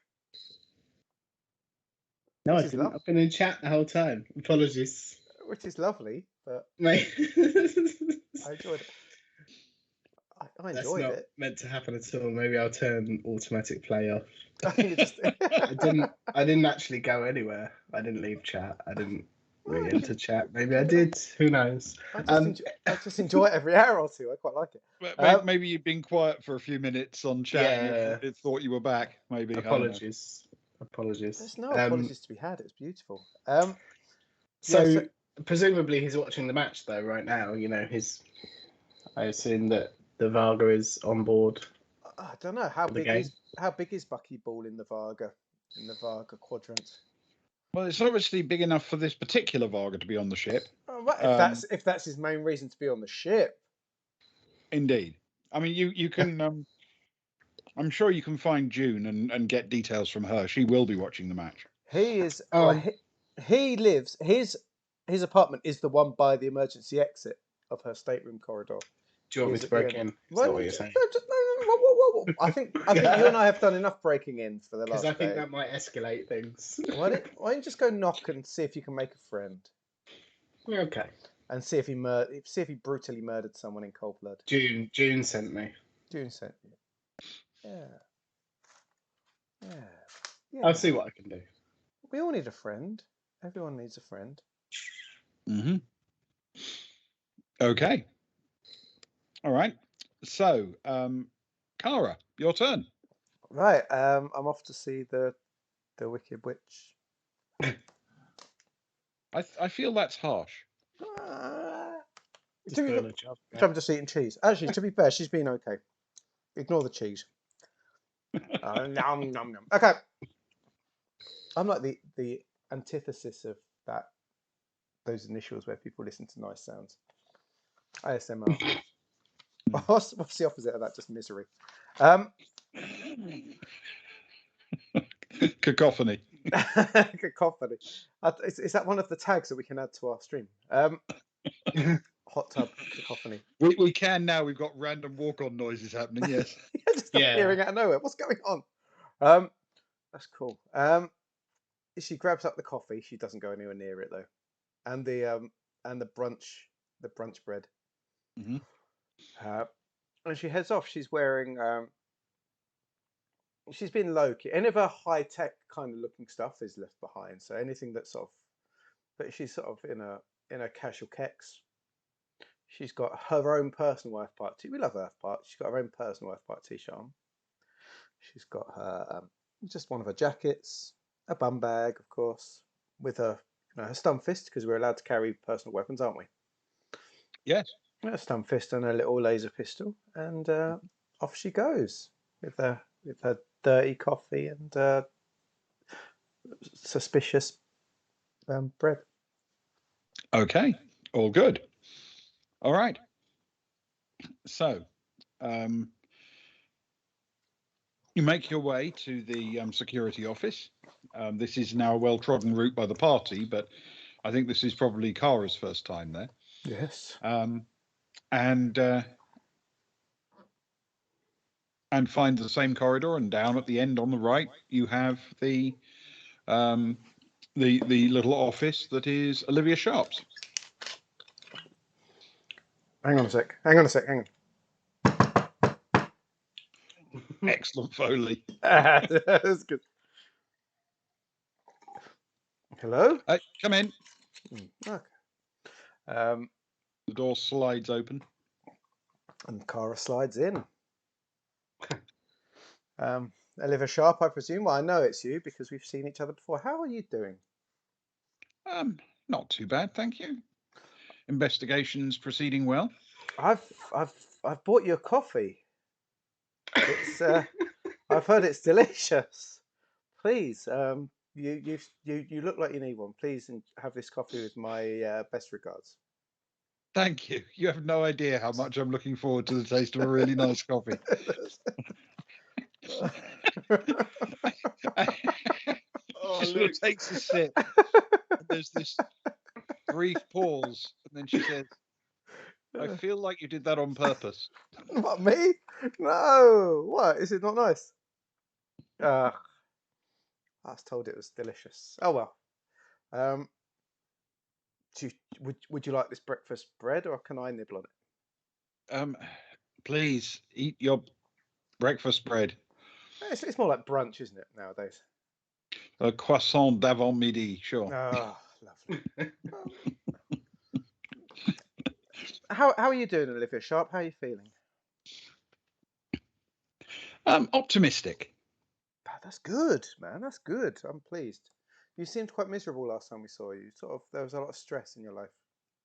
I think it's mostly us, wasn't it? I was dealing with a lot of suspects and not very much evidence, and now I've narrowed down my suspects and I've got a lot more evidence. No wonder you look so peaky. So thank you for coming by. Do appreciate it. A pleasure. Just a few questions. I'm sure we'll have you out of here in no time. Okay. We've got various bits of camera footage of you spending time with your companion and friend, Agnar, loitering around the crime scene. Now, he's told me what you were doing there, and he was quite convincing to begin with. So if you could just give me your version of the same. Why were you hanging around Brett Sagar's stateroom? I know not so much about carvings, but I do take some good pictures of them. And my friend Agnar and I went there to talk to him. He was one of the two people we were told to meet with, and we just chose him randomly as the first person. I think his room was closer, and so we went to meet him. The other person we were going to meet was Frere Kranev. Have you heard of Frere Kranev? Um, yes, her name's come up in the investigation. That was the other person we were going, and we saw her after, but it just so happened we went to Mr. Sagar's room first. Okay. And when you got there, what happened? Well, I broke in. You broke in. Yeah, there was no answer, and we were worried. So you broke in. Well, the door was ajar, and there was no answer. Let's put it that way. So the door was already open. Yeah, it was ajar when we got there. It was Agnar's really weak. Has he told you about that? It came up. It took him about 3 attempts to open the door, and it was a bit embarrassing, I must admit. But he finally got it open, and I slipped in to have a look because he hadn't answered. Oh, right. Well, that's quite interesting. Okay. And what did you find? A dead body. You found a dead body in the room. Covered in blood. Covered in blood? The bottom half, it looked quite slashed up. Someone with big claws or big knives. Big, them big curly knives. Them nasty knives. I'll take your word for it. So you were worried about somebody? We were worried about Brett Sagar. Yeah. And so you forced your way into his room. It was ajar. Agnar forced it because he's weak, but the door was ajar and there was no answer to our knocks. And we were worried about him. We were concerned. And you went inside? Yeah. Did Agnar go inside? No, he's a coward. Okay. The decorated war hero is a coward. Well, he's a general. He leads from the back. Of course. My mistake. So he waited outside. Yes. And you went inside and you found a dead body, slashed up, as you say, covered in blood. It was horrible. Would you like to see some pictures? I really would. Okay. Cara gets out her phone and shows the pictures that she took. I'm going to need copies of those. Sure. Send me your email and I'll ping them over right now. Thank you. She provides you with the relevant information. Okay. So what time was this? Oh, that's a good question. Let me just check on my. Let me check through my Filofax. Do you have a Filofax? I find it really useful. People always slag me off because they say it's really old-fashioned, but I've got like all my ex's numbers in there that I've scribbled out and like things from back in the day. According to my notes, we got there about. I reckon I was probably in that room about 11:20, maybe. Mm-hmm. Okay. And you found the dead body. We did. Well, I did.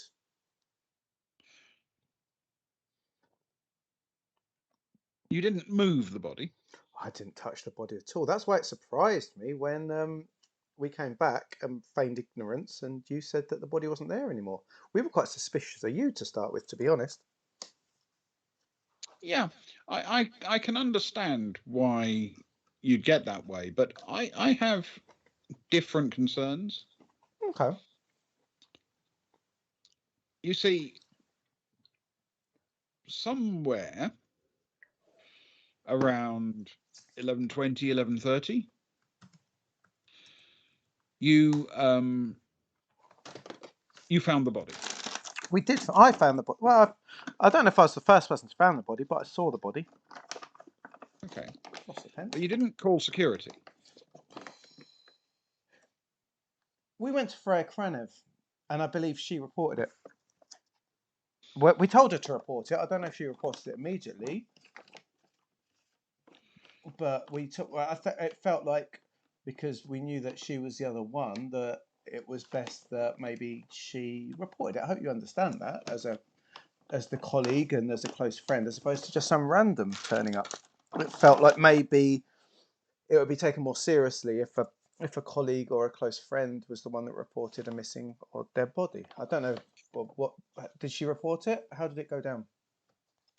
I think we'll worry about me asking the questions for the time being. That's okay. It's a pleasure to answer them. So, you found the body. You decided not to report it to the authorities. You decided instead to report it to the deceased's colleague. Yeah, and that she would, and the knowledge that she would report it. Of course. That doesn't make a lot of sense to me. Why you wouldn't tell us that there was a dead body? I could tell you about our background over the last couple of months and how we operate and things that we've done, but I'm sure you probably know us better than we know ourselves by now. I see. And so when you did meet with me and you discovered that there was a missing person, you then didn't tell me that the person was in fact dead. We were, you know, I'm not pulling a do you know who I am because I'm just some artist. But you know who got us onto the ship clearly because you know who runs our stateroom, Of and you've course. had long conversations with his.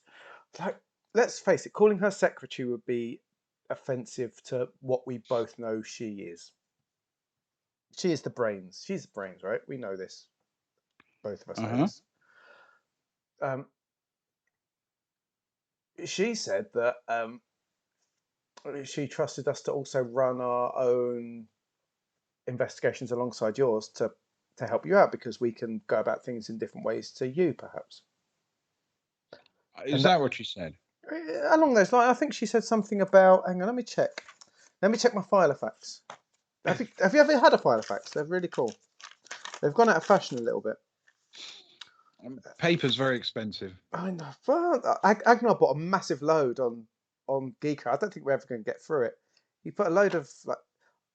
I've got to scribble out his name at the top. He put his name on the top of every single page, but we're getting there. She said, I've gone too far here. She says something about what did she say, Ben? She said something about giving us some leeway or something, or that she would support us in. She indicated that she was very much interested in a result and she didn't necessarily trust the security to give her the full picture. I won't say that bit. I won't say the trust about the security. I'll say that she said that she was hoping that we could find a mutual result. And that because we were as shocked as you, quite frankly. I've not seen a dead body in days. And it's the first dead body that I've seen in ages that hasn't been eaten by a wolf. No, she wasn't there. She didn't even see that. It's the first dead body I've seen in weeks. And I guess, I'll be honest, I had a freak out moment when you turned up. And I think there was just a lot flying around at the minute. And I guess we just wanted to make sure that we could put a picture together well for you to be of use to you, rather than just being another random pair of people thrown into the mix, if that makes sense. And I think we're getting to that point now, hence why I'm being so open to you. Right. So let me tell you what I think. Mm-hmm. I'm trying to work out whether Mr. Sagar was murdered because they didn't want him to talk to you, or whether the whole reason you were brought onto the ship was to murder Mr. Sagar.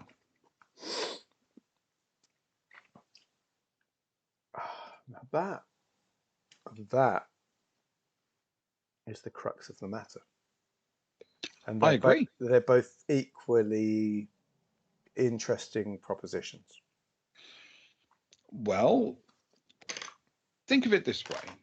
You are a group of adventurers who were brought on the ship at relatively short notice under someone else's purview, and who immediately went to visit someone you had no previous contact with on some plausible but hardly compelling pretext.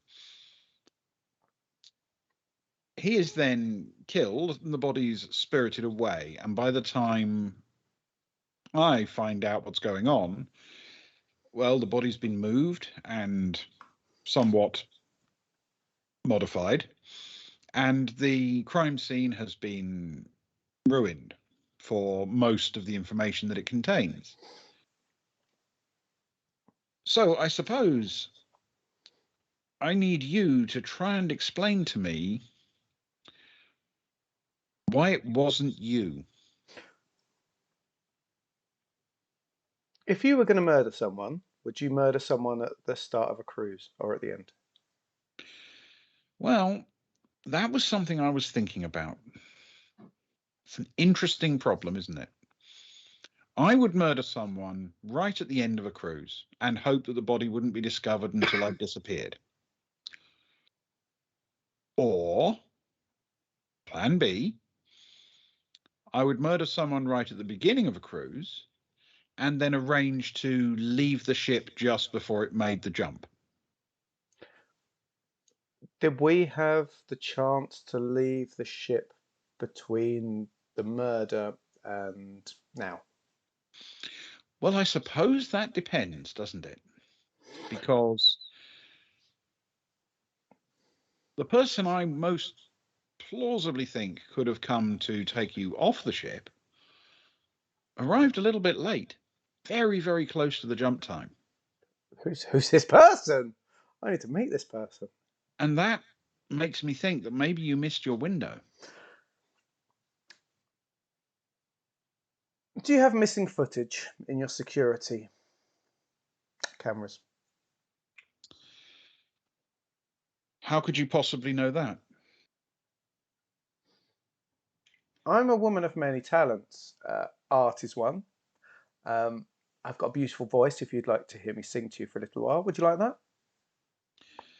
I feel that could possibly wait for a different meeting.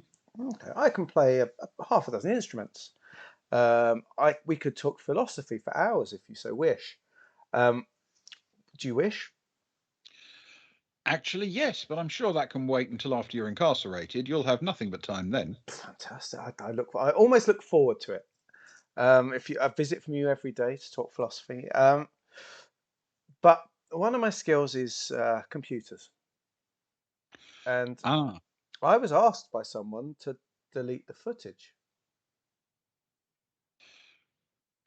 well, that's very interesting. And did you, in fact, delete the footage? I did delete the footage, but I saved a copy. Well, that's even more interesting. And why would someone who's guilty save a copy? Surely you'd want it eliminated altogether. And why is someone that were guilty be potentially willing to share the footage that they saved? Oh, I think we're beyond potentially at this point.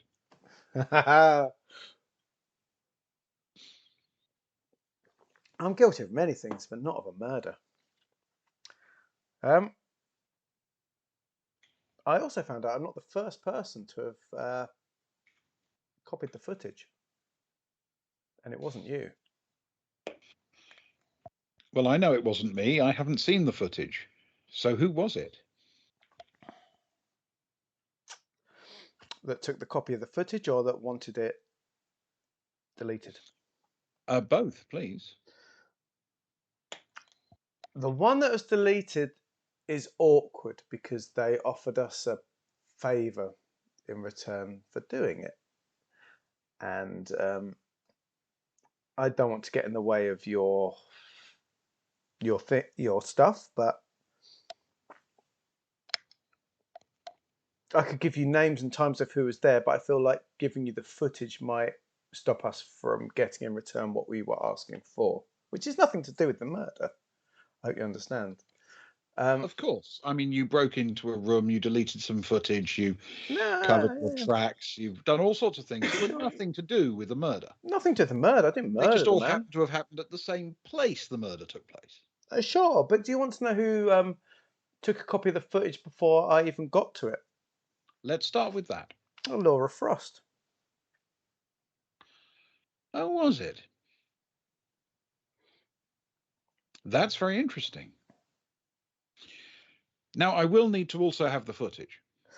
I can tell you who was down that corridor at the potential time of the murder.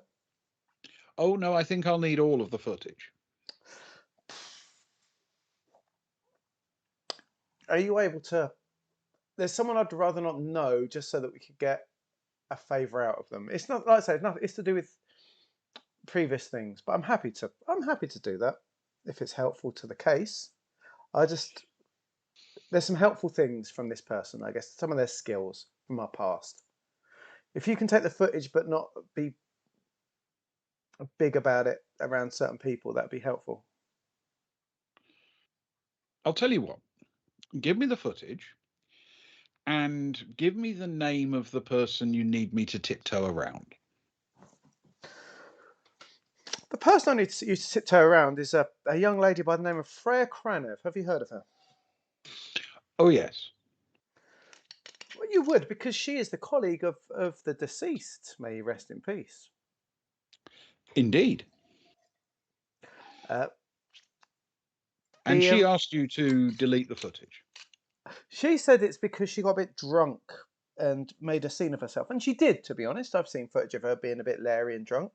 And she's a professional. She's wanting to go on this long, deep... Have you heard the Deep Night cruise that's going out? It seems to be a big thing. There's a lot of talk about it. Yes, I've heard about it. She's heading on. And you can understand that she doesn't want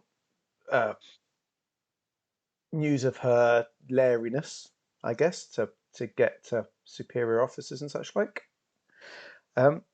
She's good with carving. She was going to look at our carving footage and put some stuff together for us, which is very kind of her. And she said to delete the footage. I was like, well, that's fine. We'll delete the footage, and we did. But you know, when you look at footage and something doesn't sit quite right with you, and something seems a little bit strange. I'm having that almost exact feeling right at this moment. Good. Well, I saved it just in case for a time like this. Because although it may seem like we're on very different sides, we're not on different sides, just maybe talking different languages. And so I kept hold of it, and yeah, so everyone's a winner. I can send it on to you if you like. You'll see us arrive at 11:05, and you'll see us head away at 11:45, which will fit with everything I said. And you may see some interesting figures going before, and maybe an interesting figure leaving after. Okay. That sounds very helpful. I'm nothing but helpful. I'm a little bit stupid sometimes, but I'm nothing but helpful. And just for what it's worth, if you need help from Miss Kranev, I'm pretty confident that whatever information she has, she will be giving to me. And if it turns out to be something that you could use and is completely unrelated to the murder, well, then maybe that's something we could discuss when it comes time to work out how to deal with the aftermath of all of this. Okay, it's helpful. It's helpful for things that are bigger than this cruise, if that's possible to believe. Oh, I'm completely on board with that. I have my sights set on something much bigger. Oh, do you? Oh. Do you enjoy working the cruises? Not especially, but an opportunity has presented itself, and you may be my ticket towards it. We'd like to believe we're the dream makers, the dream weavers, those that bring opportunities to those around us. And if there's anyone with truth in their hearts and purity in their soul, we love to support and push forward those people. Can you roll a persuade for me, please, with social? Oh, I got out of my dice warming. Can I have 3 minutes, please? Sure. Thanks. Right, let's just someone cash in some points to play a tune for a little while. What is it? I can always do the next 6 overs. Yeah, while I'm warming the dice up. Yeah. I've lost the dice. Go on. Do the next 6 overs while I warm my dice up.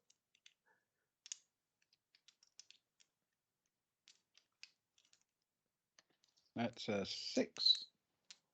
That's for batsman number 1. He's doing well. And a 5.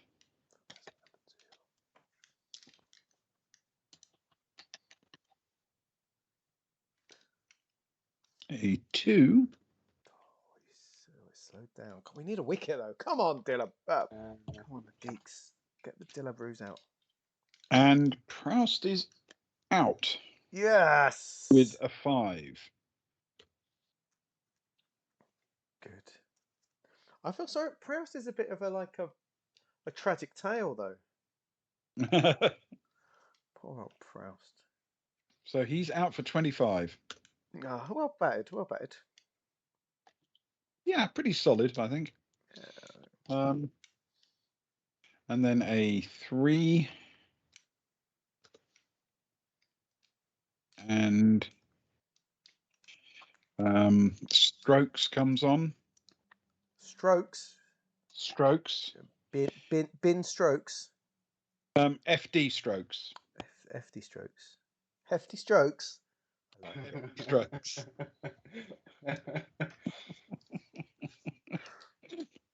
And he does not do well. He is no. ducked. Oh, 0 out. Yes. Oh. That's good. Hefty strokes. He's trying it on. So that's another 11, 12, 13. Another 21 added.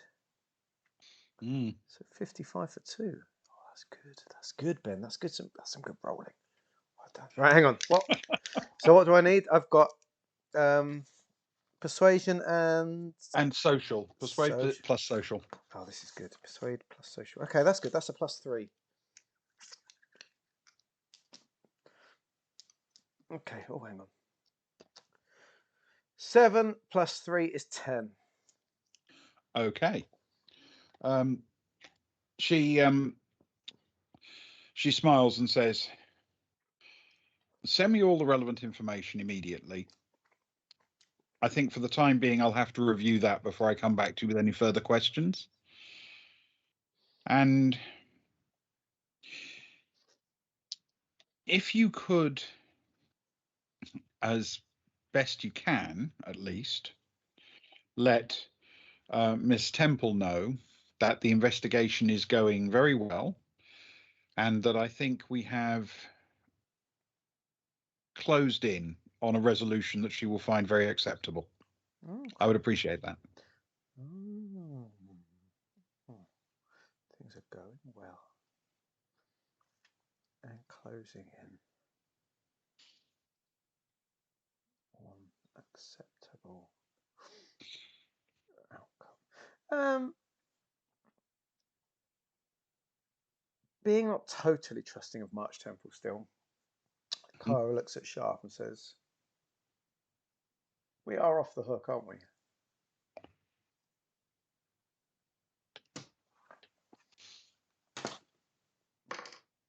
Like everything I've shown you in times.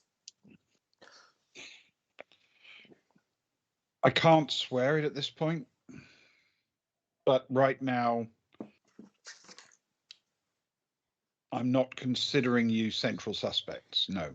Okay, that's good. And I'm desperately hoping you are in fact innocent. Or more accurately, not guilty of exactly the specific crime that I've been tasked with investigating. Well, we're guilty of many things, but not what you're after right now. I mean, you've admitted a hatful of crimes, you understand. Yeah, but yeah. It's not the most we've done in our lives. But none of them are things that I'm currently tasked with investigating. So that's probably not going to be a big deal breaker for me. They're all for the greater good. Okay. Cara accidentally takes a swig out of that horrible coffee cup that's just been left in the middle of the table.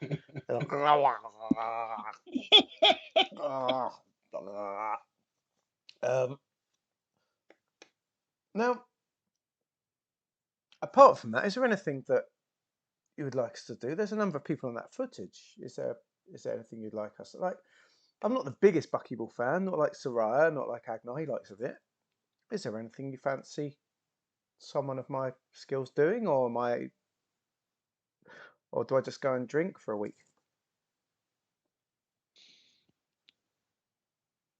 I can play security. I've done a lot of hacking in my past. If you look through my records, I've done some pretty big things, quite frankly. You know what? I don't know of anything right at this moment, but if you could make contact with Officer Cathedral. Her office is just up the corridor. And offer your services to her. I think she may have something for you eventually. Okay. Officer Cathedral. Okay, that's good. Was she born in a city? No, as far as I'm aware, I think she's a Dillabrew native. Okay. But the name is Soleimani, of course. Well, of course. I look forward to meeting her. Thank you for your time, and thank you for your I guess your openness to, as I understand, you can't be totally open, but thank you. I'll send all the stuff your way. Enjoy the footage. I think you'll find it fascinating. I'm sure I will. And may peace be with you, and no doubt I'll see you soon. I'll be in touch. And then Cara does an awkward salute and and walks out. One more thing. Hang on a sec. This has become the new one more thing. Definitely. One more thing. Just one more thing.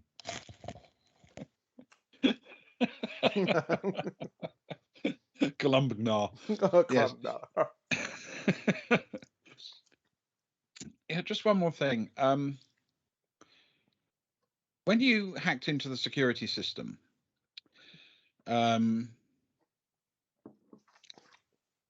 you captured the footage. Was that the only time you hacked into any of our cameras? No, I went back again. Shortly after, you know, when you put that little fence thing up and two perverts tried to grab me, I'd got rid of us then. We'd gone back to try and, because you'd said the body had gone missing, and we wanted to see if that was the case so we could get footage to talk to you about it. And then we couldn't get in, so we didn't mess around with it. And there was no, well, we got in, there was no body. So then two perverts came up to me and we left. It was exactly as you said it was. It meant we could take you. It meant happen to take anything from the crime scene, did you? There was nothing. What, you mean like a body? Because the body was not there. Like a small cubic box. A small cubic box. What sort of size is this small cubic box? A couple of inches on a side.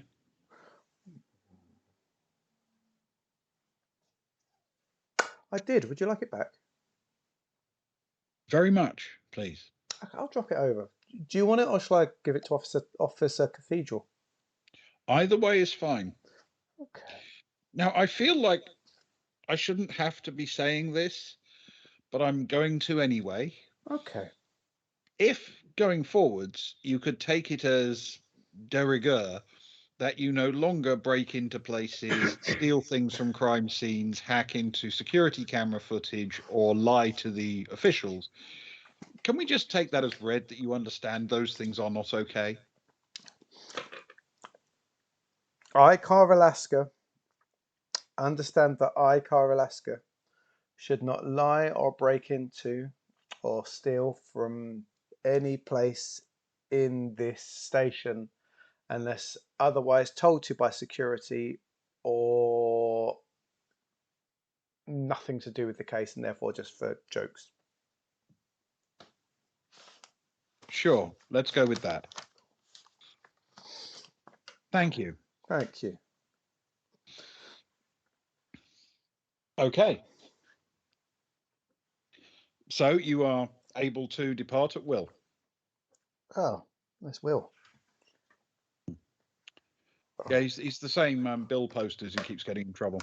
Oh, poor old Will. She's feeling a bit dry in the mouth. I know she's a quick talker, but she's feeling a bit dry in the mouth now. But she'll wander down and bang on that same door, I guess, that Soraya walked past. Bang, bang, bang. Hang on. It is opened by July Cathedral. Are you Officer Cathedral? I am. A pleasure to meet you. My name is Cara Lasker. I don't know if you've heard of me. I have. Have you heard of me because of my beautiful artwork or because of my suspiciousness on the ship? You've been named a number of times in an investigation. Oh, so it's not my artwork. No. I've been overtaken by greater artists. Anyway, I was told to say hello by Sharp. Between you and I'm not considered central suspect at the minute, but she did say to approach you that you might have things that might be useful for my specific skills every now and again. Maybe not now, but maybe later. And at least I should at least drop my details off with you. You know, if you need to drop me a text or something. That sounds very helpful. And what skills are we talking about? Well, I got the visual media performer, broker rankaroos, and computers and comms and gambler and gun combat energy. I hope that isn't useful, but melee unarmed. If you need someone to punch someone, I got persuade and science philosophy and back suit. If we get to that, it's all gone wrong. I hope that gets clipped. Excellent. Okay. I may have some news for you. Yes. Not immediately, but there may come a time where someone with your skills could be useful in the investigation. Thank you. That's okay. In the meantime, I hope you have a very nice time with the match. Up the gigs. And for what it's worth, you can call me July. I just go by July. July. It's a beautiful name, July. Yeah. Were you born in July? No. It's a sort of family name. It's a old Soleimani family, and we don't use family names traditionally, the Soleimani. So when we have two names, they're usually both given names. Okay. And certain names are reused over and over again down the generations. It's sort of, in the absence of a family name, it's the way you sort of maintain continuity. But I prefer July because it's the one that's spelt correctly. My other name was supposed to be Catherine, but autocomplete. I understand. I was supposed to be a Karen. Yeah, it is what it is, isn't it? Yeah. You live with it eventually. Electronic forms are the bane of my life. They are. It's a beautiful name, though, July, and and Cathedral's a lovely name as well. It's okay. It fills me with a vibe of a greater object. It's just weird to be called Cathedral named after your Aunt Catherine. In some nationalities, I'm sure Dral is daughter of. Yeah. Possibly. Yeah. That's Well, possibly true. I don't know. Yeah. Keep that lip stiff and upper, and it's all good. Get in touch if you need to. I'll be having a wonderful week until you get in touch, and then I'm sure it'll get even better. Excellent. Okay. Superb. Gilet. Yeah, Gilly. That's when me and Ewan had an argument about whether you were Gilly or Gilly. And he was right and I was wrong. And then I just called you Gilet. Because I was grumpy about the whole thing that I was wrong. I wish it was for a better reason.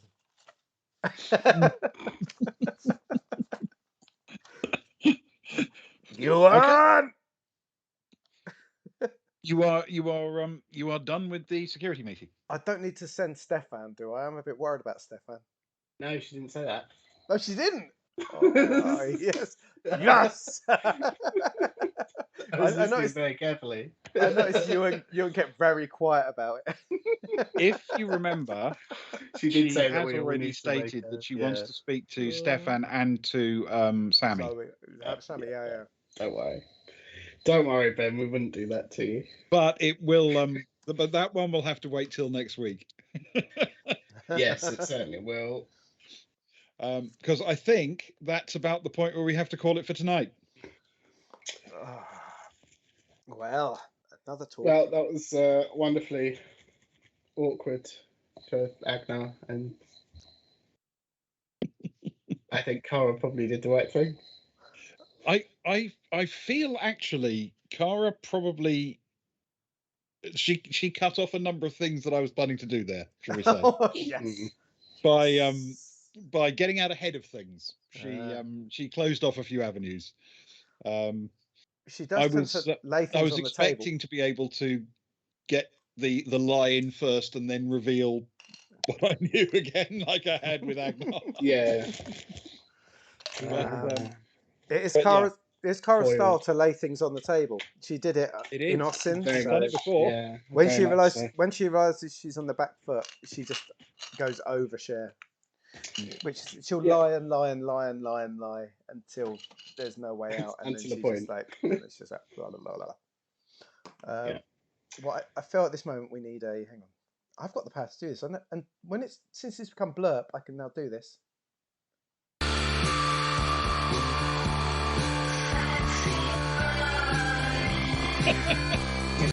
There we go. There you go. Good. If I turn everything to blurb, I can actually do it. This is great. Oh. Ben, what are we doing tomorrow? Tomorrow we are doing one of our top 5 of everything shows, and the stream tomorrow's at 11 o'clock UK time.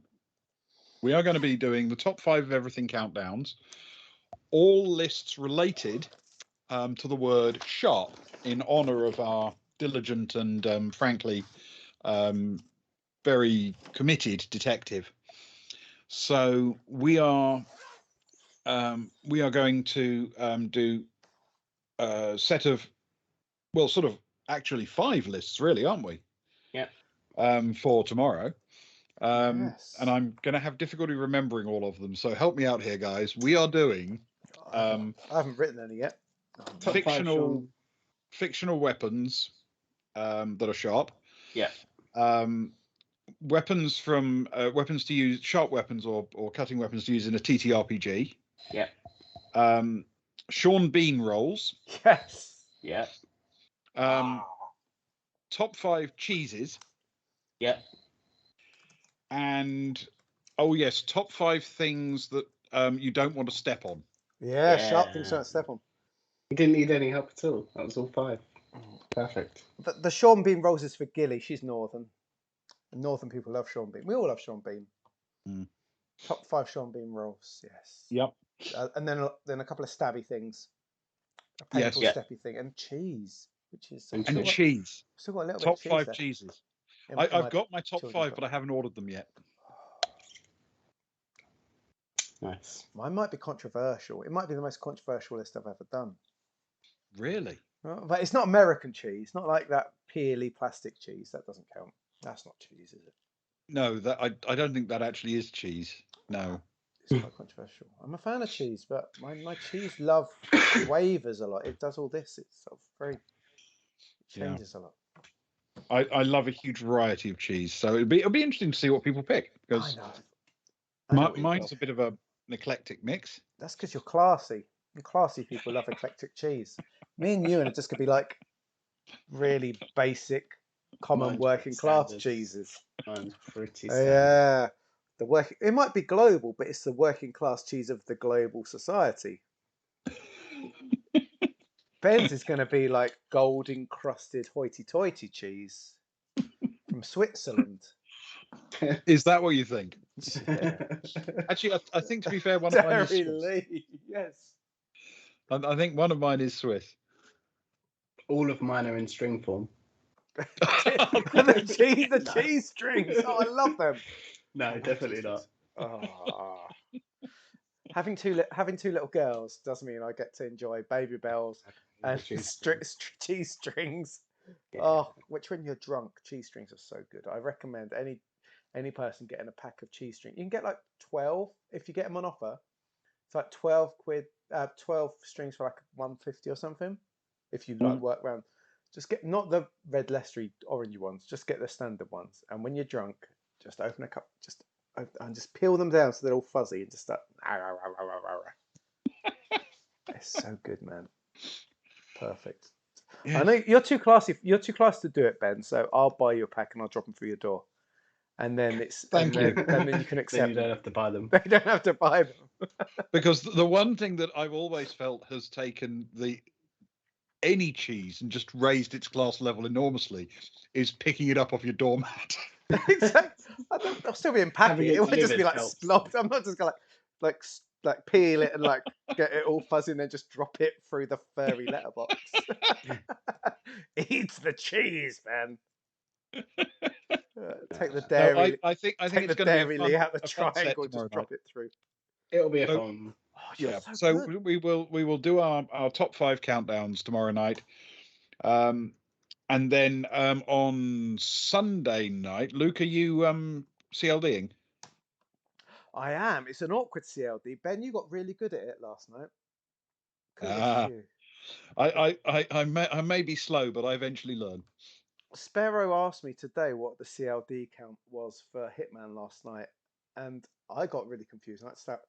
I clonked 10 people with hammer, mostly with hammers. It sounded horrific, to be honest. I was quite upset doing it. Ewan's gone, so I can tell people that I did clonk a gardener by mistake. No, he's back. Shh. I definitely didn't clonk a gardener. I died anyway, so it's not canon. The gardener clonking is not canon. Then I became a delivery man, a gangster. Then I died. Then I became a kitchen porter, like a house butler kind of guy, another gangster, a security guy, a scientist, and then that dumpy red biological suit, which was quite upsetting. We did lots of L changes. Yeah, well, in fact, towards the end, there were really rapid L's. A lot of late L's. You're right. And then I didn't die too many, like 3 times maybe. I think on the stream. I think it might even have. Yeah, it might have been 3. At the back of my mind, I have a vague feeling it might have been 4, but no, I think it was 3. I think it ended up as like A84 or something like that. Yeah, it was good. Or A83. Something like that. It's very different to Alien, the vibe. It's less tense and it's less scary, but I think it's good bounce, isn't it? It's quite fun in its own way. Oh yeah, the actual the chat is always fun around it, but I mean that's always going to be fun because you're a giggle, so we're always going to be enjoying watching you have weird discussions with the people you're killing. Yeah. I was a bit upset that the gardeners were scared of the gangsters. That was very upsetting to me. Yeah.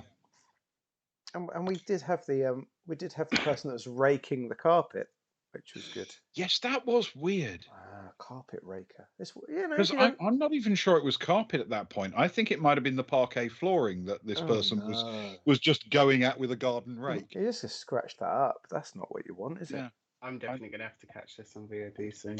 Yeah, it was bizarre. No more spoilers. It was shorter, you, and I did better than last time. So it's about an hour and 15 I completed the mission in. Died a few times. Had a go.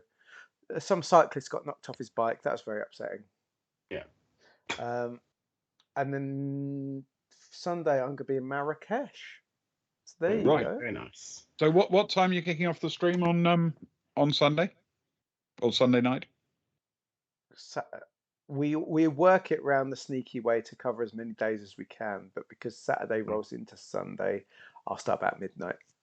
Okay, all right. I'll do midnight Sunday UK time for the late owls to just start your week. To just delay Monday. Everyone hates Monday.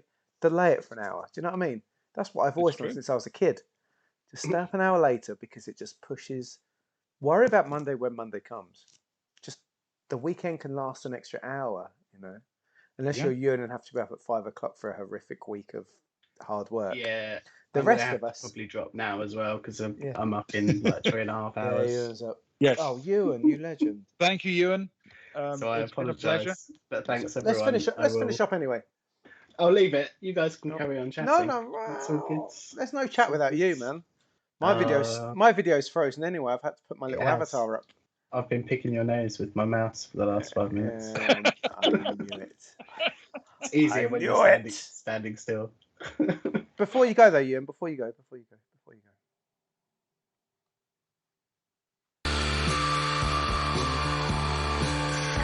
I'm waiting for my stream to be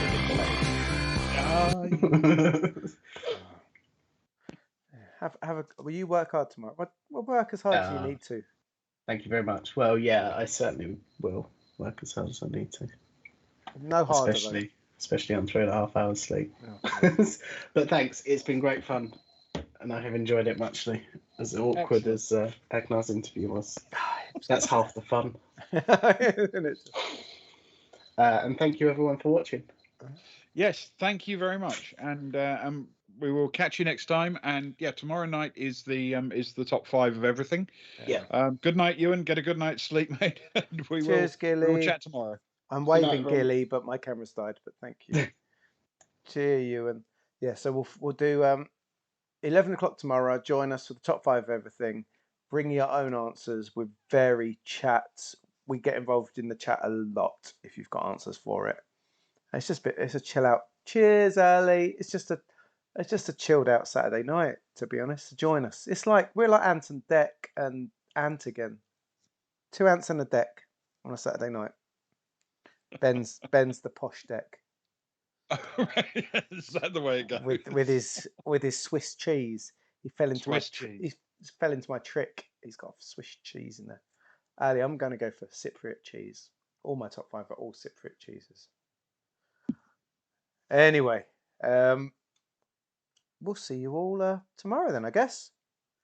Yeah. Have a good night, people. Thank you so much for joining us, and we'll see you soon. Fairly well. It's good to see you, Gilly. Good for hanging on, by the way. That was a bonus. We need to chat about those dark places. I'll catch you up on that on Twitter soon. Right, we're finishing. 5, 4, 3, 2, 1.